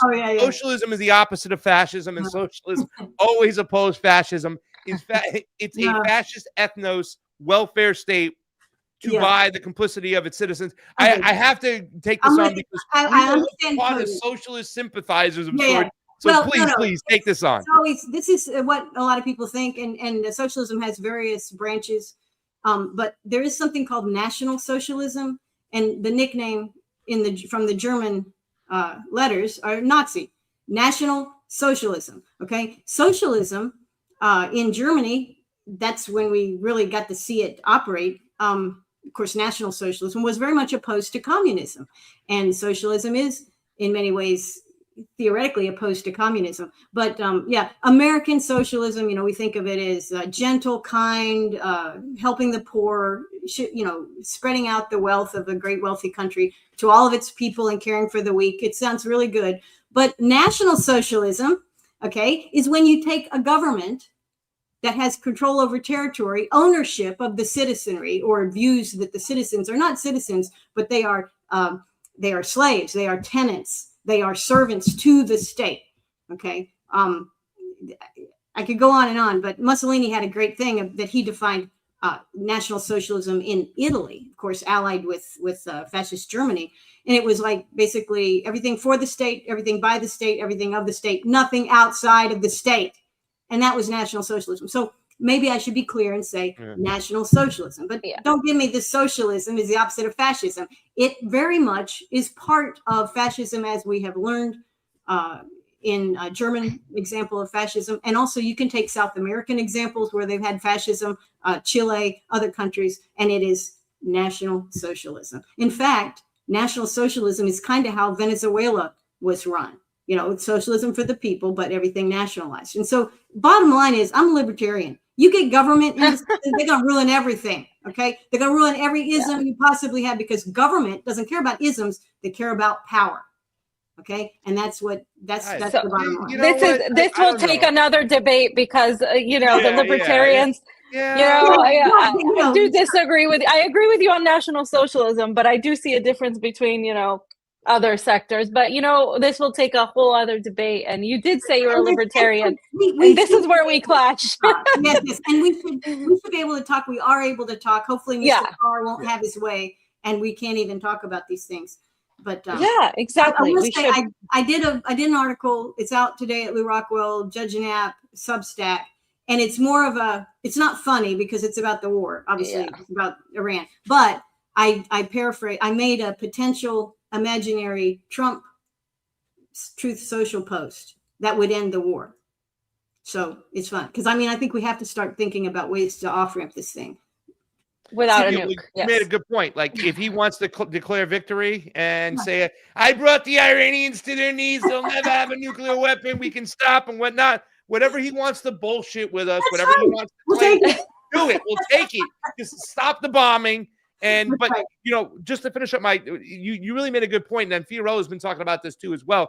At first I thought it was about using the Sampson option against Iran. Now I think a lot of it is about keeping the attention over there while they do what they're doing in Lebanon. Because I think to the Israeli state, the greater Israeli project, South Lebanon is way more obtainable than Iran is, if you look at that right now, especially with the way the government is right now in Lebanon. It's really split right now. And there's factions. This is about Lebanon in many ways. We're giving them top cover because Israel knows they're never going to go against Iran and have impact on Iran by themselves, but they can absolutely militarily. They're already saying to Lebanese people and the government, if you don't do what we say, you're going to look like a city in Gaza. You're going to look like you like the way Rafah looks. That's what you're going to look like if you don't submit. So this is definitely Israeli colonialism. They're moving north. They're taking territory, or trying to. And part of this war was to do that, because when the war finishes, whether it was supposed to have finished by Purim or it finishes 6 months from now, the gains that Israel makes in Lebanon, the Israeli decision makers and the Israeli army, they imagine that they will be able to hold those gains. Now, I think they're wrong. I think they've overstepped. I think there's a big problem. It's going to come back on Israel. We're going to see something very different. But I think from their strategy, it's like, you know what? This is great. Let it go. We'll help the U.S. hurt Iran. It's all fine. In fact, they're not even upset about American bases being hit. If we leave the region, who's got the strongest military all the way up to the Iranian border? That would be probably Israel. So I think their people at least had more logic in justifying this operation from their perspective, because there are real gains for a Zionist, expansionist, greater Israel project. There are real gains there that they won't have to give up in theory. The risk is lower for them. But for our participation, it's nothing but a cost. And I know we're out of time, but they talked about that it's $2 billion a day to run this war. We're burning through money. And then they said, but the Chevron and the other American oil companies are going to be making $42 billion in profit. And I'm like, okay, first off, the same people are paying Chevron the $42 billion as paying for the military. It's the American taxpayer. It's the American consumer. What is this? What are we? We're just here to be, sucked dry. You didn't get the memo, Colonel. It's short-term pain for the long-term gain. That's what they're saying, ladies and gentlemen. Colonel Karen Kwiatkowski is here, whether she agrees or not. Central planning is possible, and we'll debate that next time with her. Thank you so much for coming on. We appreciate your time. Yeah, well, thanks so much for having me. It's always fun. Thank you. Thank you. Colonel Karen Kwiatkowski, but my favorite guest. She's become my favorite. I still like Mark Sloboda when he comes on. We have a lot of fun with Mark, and there's a lot of other fun people. And we love it when Matt Weinglass is hanging out with us. There's a lot of people we love, but certainly the Colonel is great. And I think we're a good warm-up for her going on Judge Knapp. Fam, let's get into this, because we did talk about Russia and China. Oh, by the way, guys, really quickly, I do want to share this. Please, if you can help us out, if you care, you'll at least give us a share. This is our Give, Send, Go right here. We need your help, guys. We got a lot of stuff going on. We did talk about, fam, I didn't even get to say, I had a story for Ecuador in the can. I didn't even bring it. I forgot we didn't talk about it. We bombed Ecuador the other day. So this is going to get crazier in Latin America, in Central and South America. What's going on in Peru is very important. Fam, have you looked at who the candidate is for the Libre party in Peru, Pedro Castillo's party? I know they kind of disavowed him at one point, but is that the candidate that's going to be taking on Fujimori in Peru? Fujimori. Sorry. Yeah, Fujimori is the top chef in Iron Chef, but Fujimori, sorry. The candidate is gonna be Alfonso. He's like Alfonso Lopez Chao, I guess. That's the left-wing candidate that's closing in. He's the one that's the one that's on the left, and then you're gonna have Keiko on the right, and there's another one that's gonna be fully on the right that's running. I think his name is Rafael Lopez Aliaga. I did look That's at the that. guy. Yes. Yeah. Yeah, You're gonna have so- two righties and one lefty. Really, are going to be the top three because, from what I understand, that the first round will be just the first round. There will be a second round in this election, more than Yes. likely. Yes, there will likely be a second round, and that wouldn't be, I think, until June. So Interesting. By the way, Kim Schwari, Kate just jumped in, old school fam, right? And this is why, guys, I went to the last question to make sure we asked Colonel Karen Kwiatkowski that question about fascism and socialism. yeah, well, I mean, I knew it was going to take another hour of discussion with her to go through that, and I mean, you know, this is where the libertarians and the socialists or the left-wing people differ with libertarians. This is where we, you know, they don't like any government, and we don't always agree with that. So, well, yeah, I mean, we're one species on one planet. We can play nicely in the sandbox. That's why I think central planning can work. I think government has a limited role, but it's got to be limited. You know, but I understand it. I don't look at anarchy as it was as awful as it, you know, was advertised when I was young.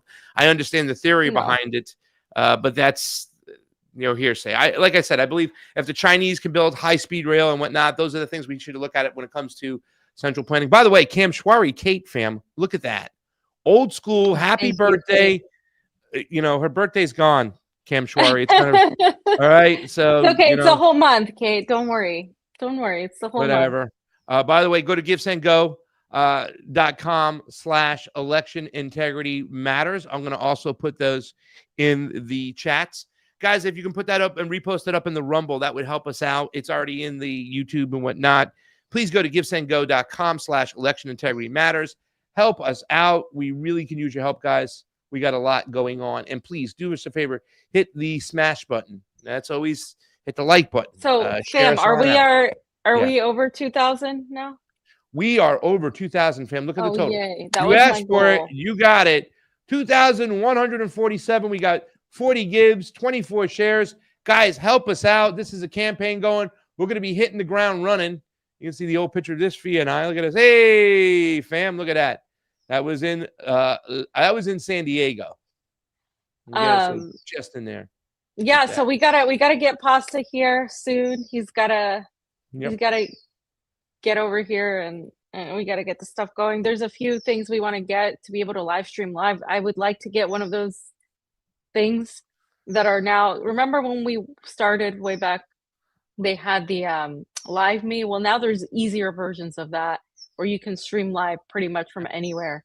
And I'd like one of those things, and they're a little pricey, so that's kind of why we want to get some of this equipment so we can stream everything live, because there's good internet here, and you can pretty much, you know, go live asking people questions. There's always something going on here at the in the center of the city, and there's also, I want to get into the port of Changi, which is the Chiang Kai port. It's the Chinese port that is threatening the U.S. hold over Peru. So there's a lot happening with that. I think that's extremely important. So yeah, guys, thank you for the help, and let's go, fam. Fam, just a dingo ate me baby is old school as well, and that's why we shared your comment, a dingo ate me baby, with the Colonel. You're the only one we did. We went after, but because we love you, a dingo ate me baby. That there's a movie about that too, by the way. It's like an old school Australian movie. It was on like Turner Classic Movies one night. I was like, years later, a dingo ate me baby. I'm like, oh my Lord. It was a story about a dingo who grabbed a baby and ran off, and they had this whole thing with it. Just was sad. It was in Australia, I believe, or New Zealand, one of the two countries where a dingo will come in and eat a baby. So you have to watch your babies.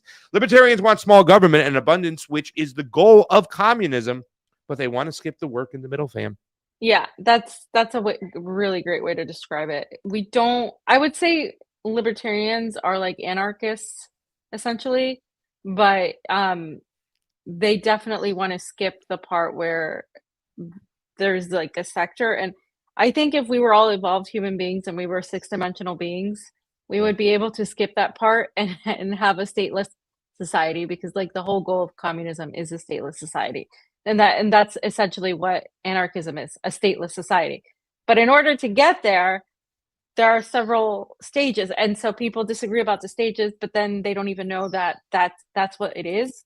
So, you know, they think it's like the same thing as fascism because there's control exerted, and it's not necessarily the case. So anyway, guys, let's get into this, because I don't even think I've been putting aside this one section, and I don't even think we're going to be able to get to it. But let's get to your section, because it's really, really important. Mine is right short.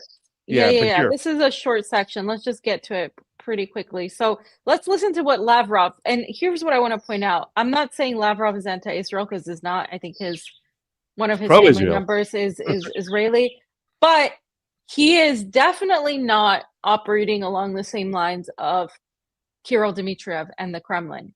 The statements he has made in regards to what's happening in Iran and the culpability of Iran differ. For example, Vladimir Putin made a statement talking about the conflict in Iran, but refused to name Israel. Kirill Dmitriev has not once named Israel. They only talk about the price of oil. Well, let's hear what Sergei Lavrov, the foreign minister, had to say about the U.S. aggression and U.S. and Israeli aggression on Iran. And because for the first time it happened last June, if they thought that in a day or in a few hours they will subdue an entire state, I believe these people now understand how mistaken they were, how misguided they were.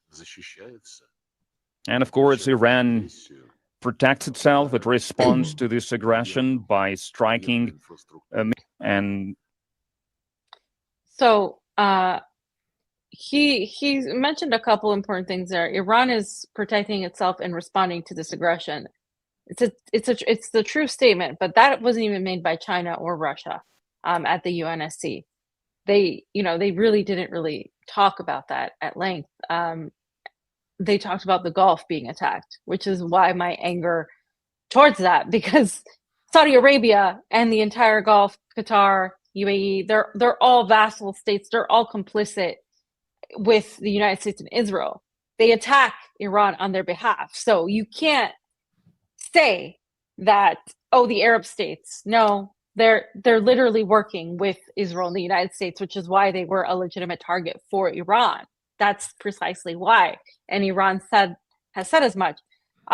Sergei Lavrov has been far more critical than we have heard from the Kremlin. Now, here is, by example, Kirill Dmitriev, who has been consistently talking about the price of oil. He was in Miami recently. And right after he was in Miami, what happened? Trump lifted the sanctions off Russia, right? And then Trump said on Iran, the last person we need help from is Zelensky. Trump on Ukraine, tell Zelensky to make a deal because Putin's willing to make a deal. Zelensky is far more difficult to make a deal with. Will Zelensky listen? So Trump has said that, okay? He said, I'm surprised that Zelensky doesn't want to make a deal. Tell Zelensky to make a deal because Putin's willing to make a deal. So what's going on here? Well, Jared Kushner and Stephen Witkoff went and spoke with Kirill Dmitriev. And they were in Miami. They were talking Russia-Ukraine. And they said the talks were productive. The next 48 hours, you see Trump lift the sanctions on Russia. Simultaneously, you see the UNSC vote, where China and Russia did not use their veto power against this completely farcical condemnation of Iran for going after the Gulf. These events are not happening in isolation. These events are happening together. They're all related because you have the same exact people, Jared Kushner and Stephen Witkoff, be in charge of the Middle East affairs as well as the Russia-Ukraine affair. So you're not going to tell me that these events aren't connected. Also, China and Russia are often used as mediators in an effort to get Iran to accept a ceasefire. They're also used as mediators with the Gulf in an effort to get them to pivot towards the Gulf, when in fact the Gulf, per WikiLeaks, has been used as a mechanism to isolate Iran and surround Iran by everybody else. So these events are not happening in isolation. While yes, as the Colonel mentioned, there is like the satellite help from the Chinese in terms of like Iran is using the Beidou satellites, which I can even provide you proof of that in 1 second, really quickly. Let me just share my screen here. These Beidou satellites, they switched from the US, and this happened like I believe a couple years ago. And they're not using, there's no evidence of them using anything Russian related, because these are far superior, the most superior, I think, technology for, why can't I it's not letting me. Fam, if you can remove that one here. I got it. There we go. I just had it on there, fam. Okay, so it says Iran turns to China's Beidou satellites to outfox Israeli anti-drone electronic warfare defenses. And you can scroll down on that. You have to scroll down on it. Okay, I'll scroll down on it. Okay, so it says Iran has dumped reliance on the US GPS satellite network to guide drones and missiles, switched to China's Beidou satellite navigation system that is complicating Israel's air defense operations. Since the 12-day war with Israel last June, Tehran upgraded its satellite intelligence. Okay, so this was done before this war. So a lot of the stuff y'all are seeing where, oh, China is doing this, oh, Russia's giving intelligence, we're not really getting a reason for that, or why, who's sharing that, because neither Russia or China have talked about this stuff. This is proven. But there is no semblance that really Russia is sharing intelligence. I mean, they might share limited intelligence as part of the fact that they do have an alliance. But as was mentioned, it's not a military alliance. So again, this is not, Iran is fighting this war on their own. And the Iranian foreign minister and several of the top diplomats have been talking about, you know, the reality is that Iran's not going to surrender. They're not going to reach a ceasefire, no matter how much Russia or China ask. They're not going to do it. So let's hear what the Iranian foreign minister said in this video. Fam, if you can play that video. از کشورهای دیگه میخوان بیان. Oh, it's not. و امروز بعد از تقریبا 15 روز که جنگ گذشته. They don't even have translation on that. Yeah, but it does up above the United States right here. Yeah, I thought it was the translated version. So he's basically talking about that the United States wanted an unconditional surrender, but now they're asking China and others to reopen the Strait of Hormuz, which is China's. The funny part of this is China is supposedly the enemy of the United States. So it's interesting. People are making fun of Trump, saying, "Why are you asking China to do something? Like, why would you even, why would China even do this?" Well, China would even do it because China has a strategic partnership, economic partnership with the Saudis and with the entire Gulf. So it actually does affect them. And China does receive a portion of their oil through the Strait of Hormuz. Not all of it, but it is a portion that does affect them, which is why China is also going to act on the behalf of the Gulf, because it does affect them financially, what is happening. Okay. And that's a reality. It's not anything to do with ideology. Like a lot of these xenophiles will have you believe, like it's nothing to do with ideology.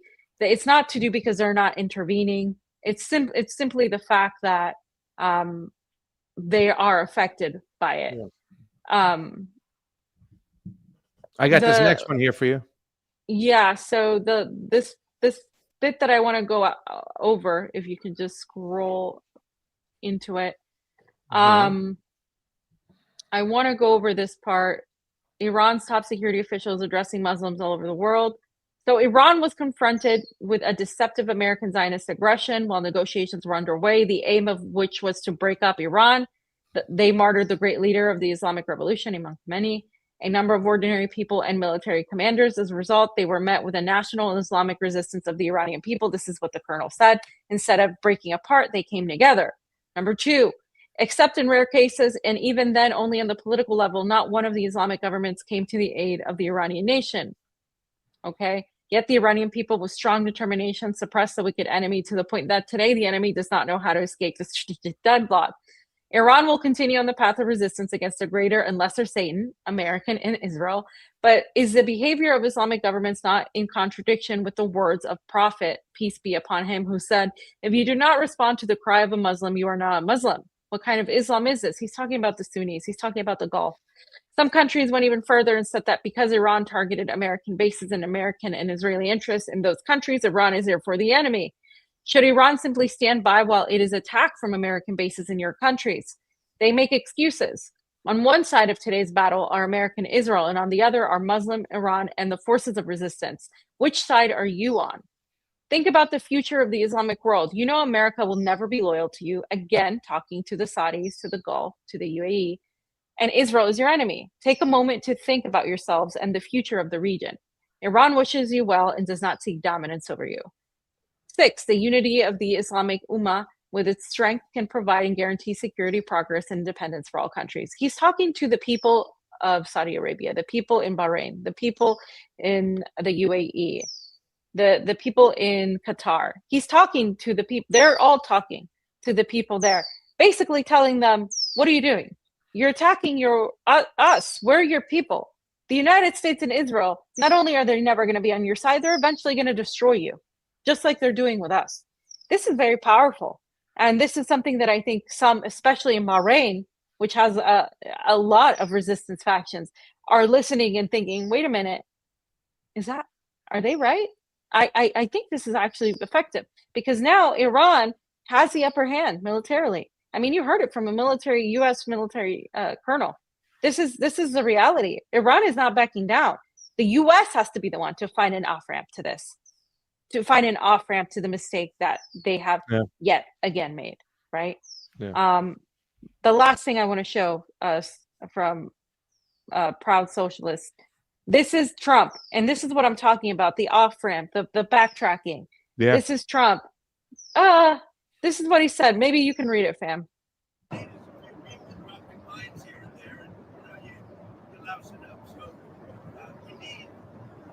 Fam, can you turn up the volume? But the volume's up all the way. That's not a good. Okay. That's not a good. You can barely hear him. Maybe it's just good to read because they got it right here. The tweet says, after starting a war, murdering children, disrupting the global oil supply, and underestimating Iran, Trump is now wondering why the U.S. is even there. Maybe we shouldn't be there at all. We have a lot of oil. We have enough to combat China. He's the most reckless president in history. Remove him right now. I mean, like, look, I was talking to a friend who's in the business too, fam. Worst president of all times, right here.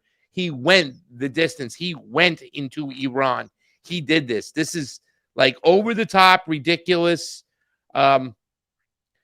We got confirmation from Karen Kwiatkowski that he's violated the Constitution just as much as any other president, if not more, according to Abraham Lincoln, like close to Abraham Lincoln, right? That was the one she compared him to. But I mean, he's just been awful, just tearing up violating the Constitution on a regular basis. And now we have the warmongering. He's been just above and beyond what I had thought was possible, fam. So yeah, we have to also recognize that Iran is doing this mainly on their own. There's a little help on the outside, but they're mainly doing this on their own. They've been preparing for this for a while. I mean, when that foreign minister that we showed before said, when he was asked about, are you ready for a ground, are you going to be able to withstand a ground invasion? He was like, we are waiting for them. Yeah. They've been preparing for this for a long, long time, fam.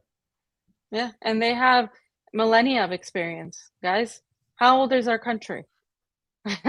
They have millennia. This is a society that's been around for millennia. You are not going to outsmart them on this stuff. They've been around for a very long time, guys. They this is why, Russia in some ways as well, right? You see in China, like these are old civilizations, societies. They've of course evolved, but where the United States as a country has been like around like 300 years, not even.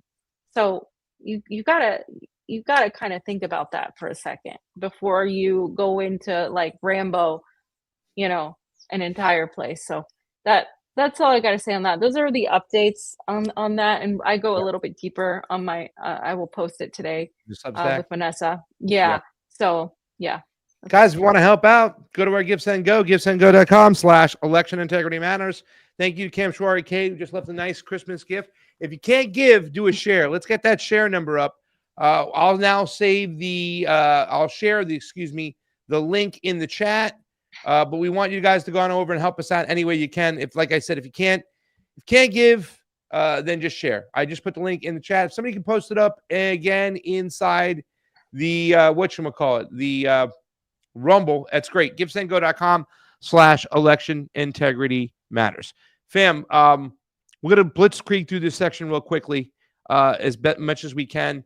But it is an important one. I've been wanting to talk about this for quite some time, right?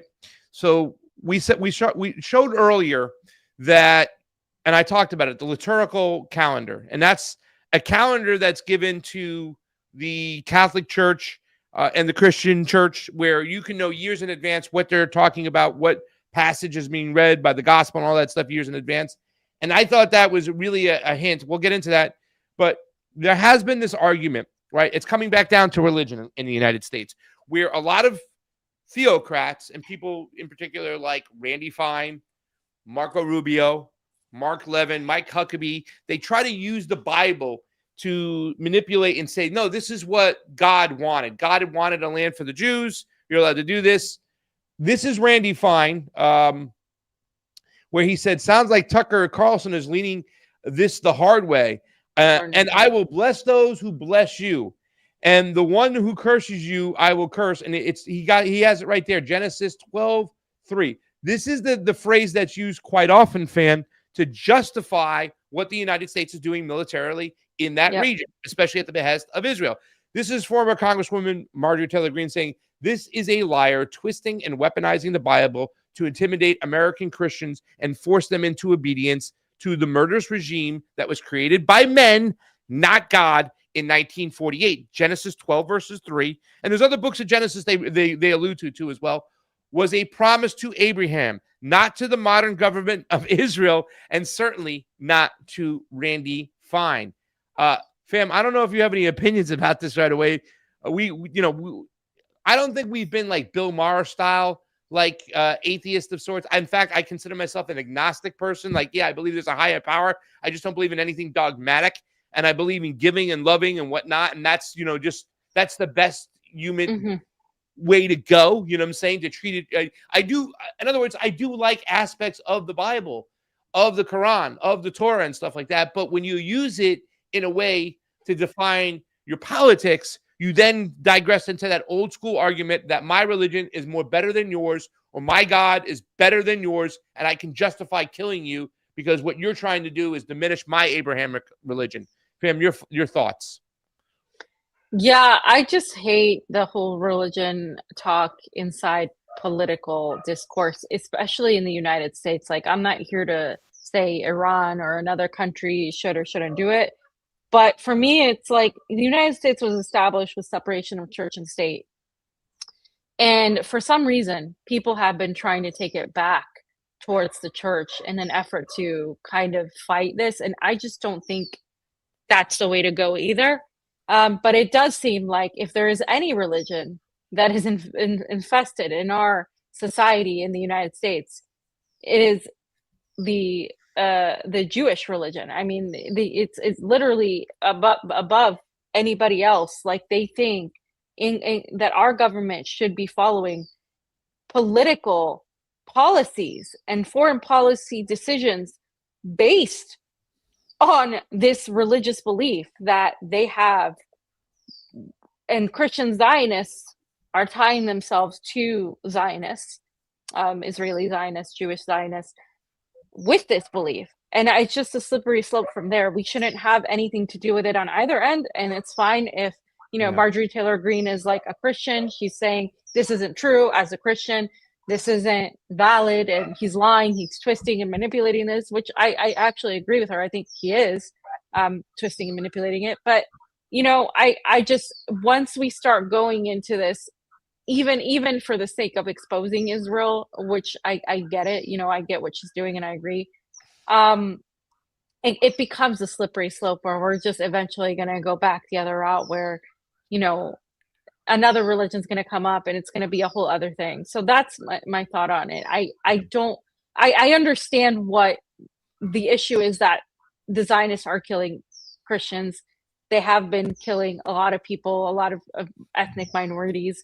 Yeah. And that they're using this to justify this, you know, this equivalence with Christianity to justify our political actions, which is entirely wrong anyway. Yeah. And it's been happening for a long time. It's not the first time in our history where people in power, the ruling classes, weaponize religion to go to wars and get people to manufacture consent for that. Here is more of, now this is the Tucker, and is this the Tucker Huckabee or the Tucker Cruz? Let me see which one this is. Once again, like a Caroline Leavitt, Sam Bondi, Senator Cruz, Mike Huckabee. When it comes to their religious theocratical bullshit, it's all the same. Here's Tucker again. I believe this is again. You've appealed to Genesis. Genesis 15 says it's Abram. It's pre-Abraham. It's Abram receives from God the news that his descendants will inherit the land. And you tell me as the theologian if I'm getting this wrong, but from the Euphrates to the Nile. Huckabee. I think that's right.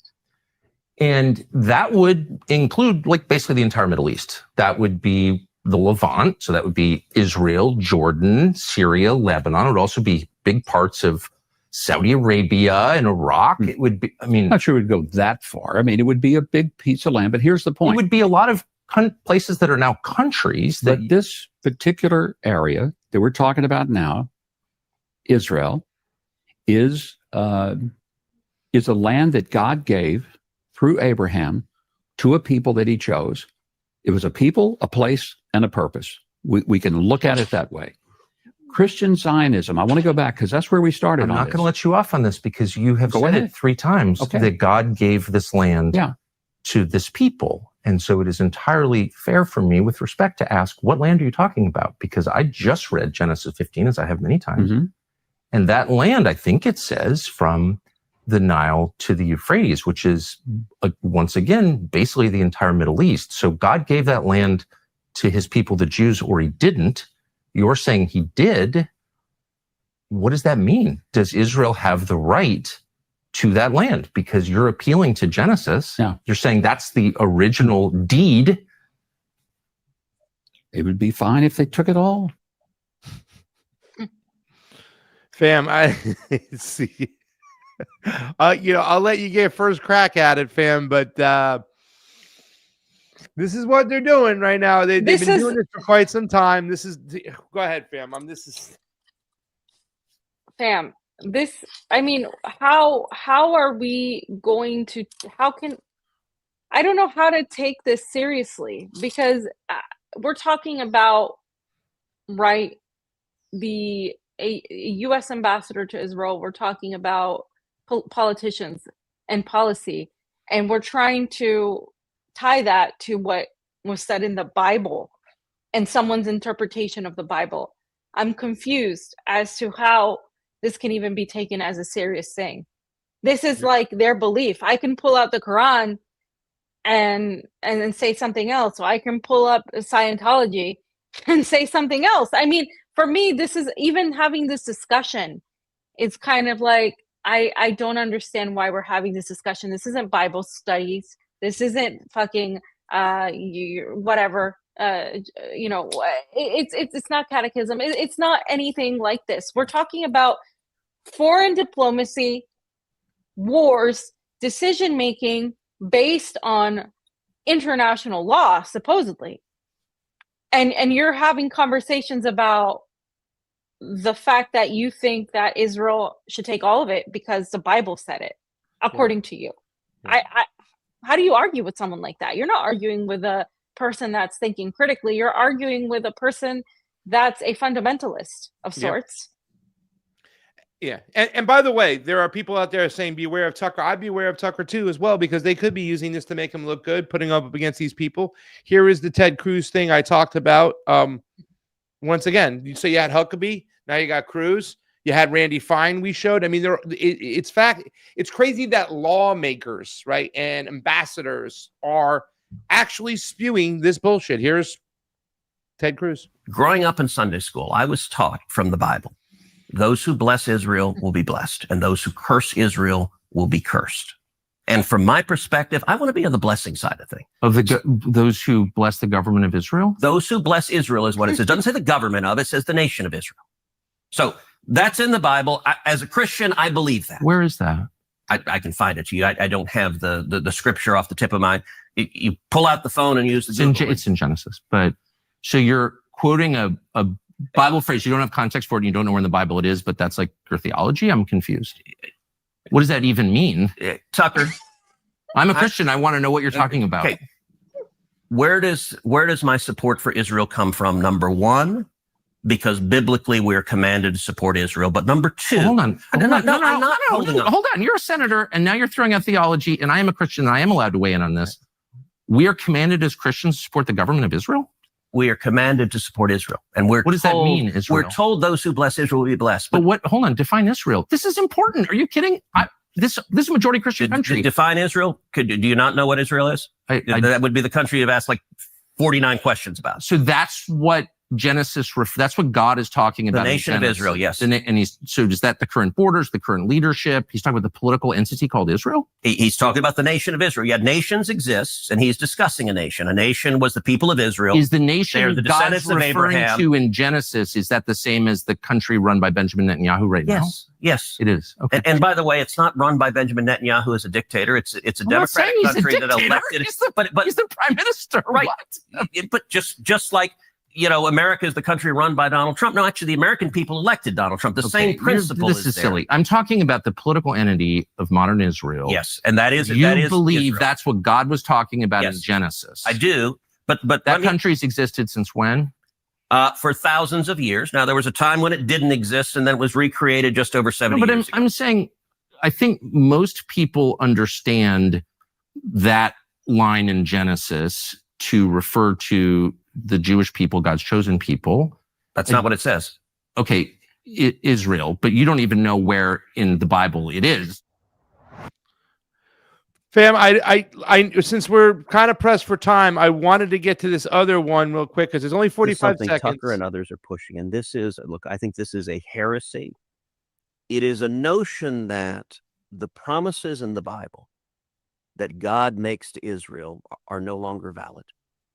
The Jews are no longer God's chosen people. And instead, replacement theology argues that the Christian church has replaced Israel and the Jews as God's chosen people.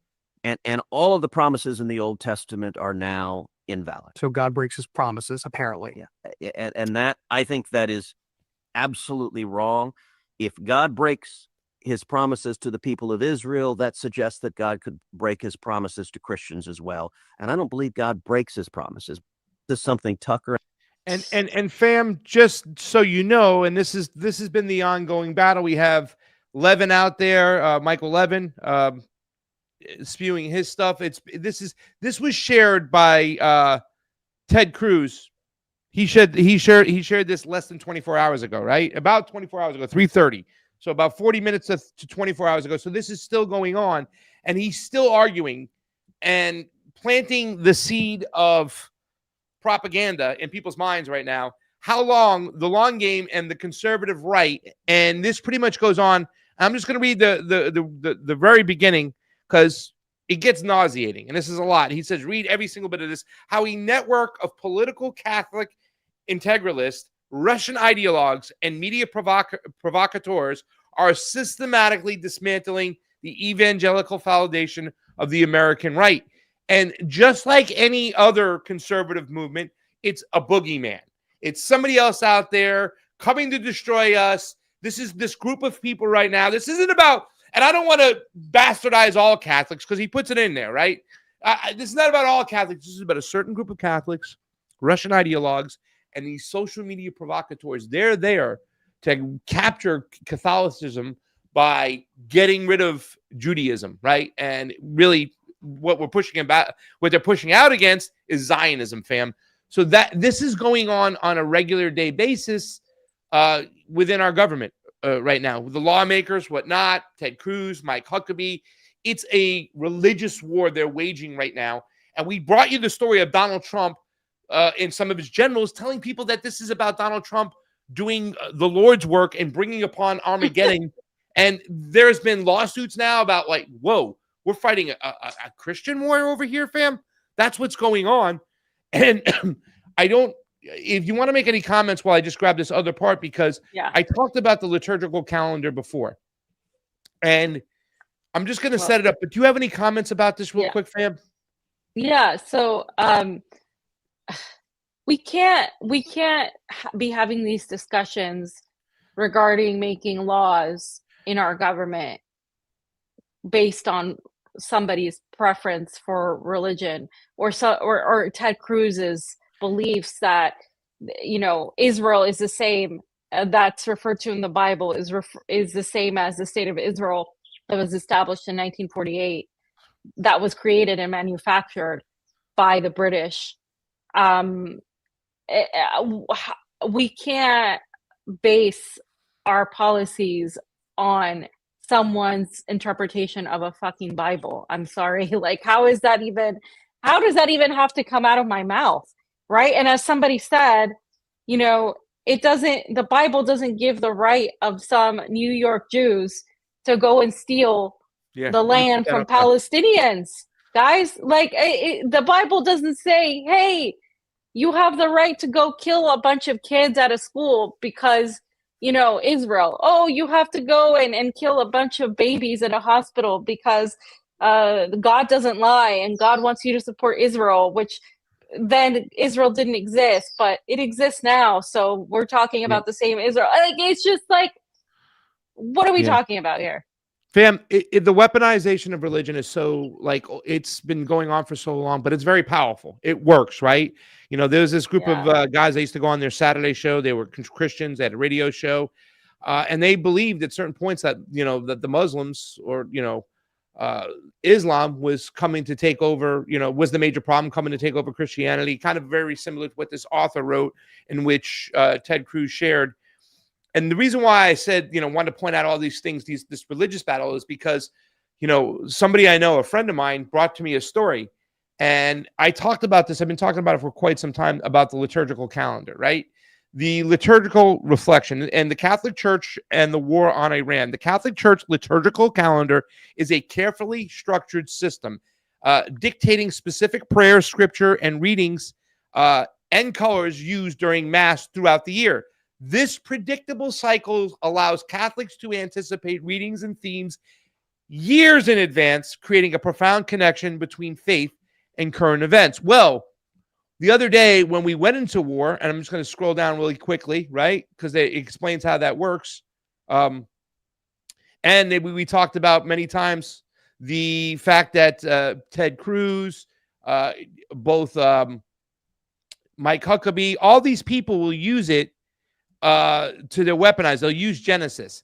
But here it is. I want to find it. The context on March 1st, 2026. When we're talking about the calendar itself, what's going to be read. And it's also done in the Christian church. So, fam, whether you're in Kenya, Ohio, somewhere in Bangladesh, wherever there's a Catholic or a Christian church, they're going to be reading the same scriptures more than likely about what's going on. Well, on March 1st, 2026, just hours after the commencement of the bombing of Iran by Israel and U.S. forces, 1.4 billion Catholics around the world were presented with a reading from what passage again, fam?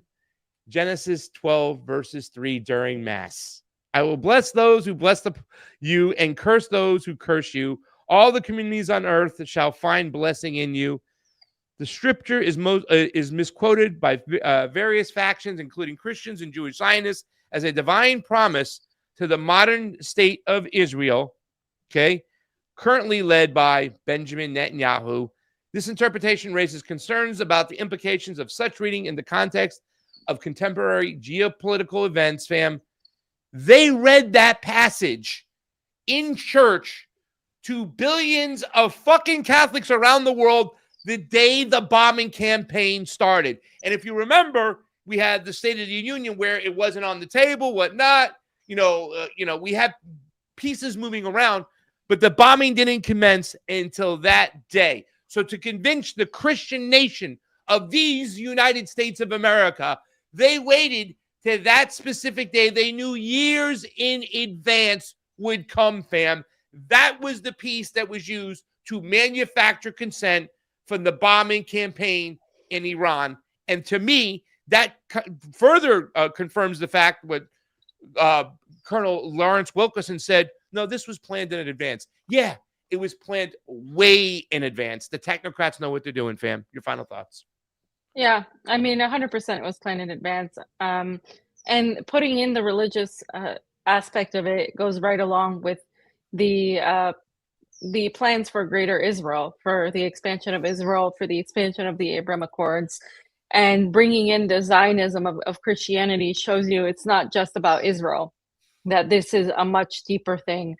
This supremacist ideology that is the same as a fascistic one will it capture not just the Jewish aspect, but also the Christian fundamentalist aspect. Because at the end of the day, they're using this sort of religious zeal to try to justify the murder and raping and torture and bombing of children, which is actually the complete opposite of anything remotely in the Bible, which is supposed to be about helping your neighbor, Christianity, and helping the less fortunate, doing unto others as you have done to others would do unto you, as others have done unto you, and that sort of thing. When you take that aspect and you twist it into the justifying murder, what you're doing is you're behaving exactly as the opposite, the evil that is fighting. And so now my conspiracy theory that Jared Kushner is the Antichrist would play very well into all of this, because that entire family has ties to Epstein's pedophilic empire.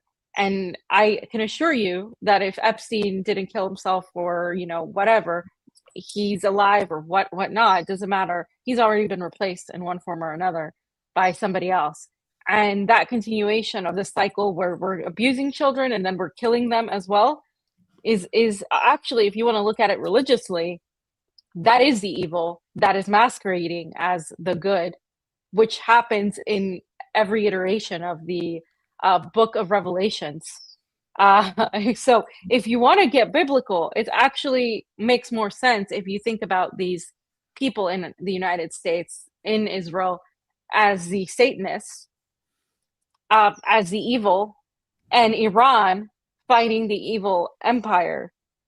Because your whole life you've been told that Iran are the evil jihadists that are going to come in and impose Sharia law and impose this death and kill and rape all women. Everything that they told you about Muslims, particularly Shia Muslims, is actually true about Israel and these fundamentalists that are going along with Israel. So when it comes to this, you have to think about it the opposite way. If they're telling you it's their Christian right to go and murder a bunch of people, well, maybe, these people are not the Christians. These people maybe are precisely the evil. And, I'm not religious either. I'm not somebody that believes in that sort of thing, but I believe in humanity. I believe in good.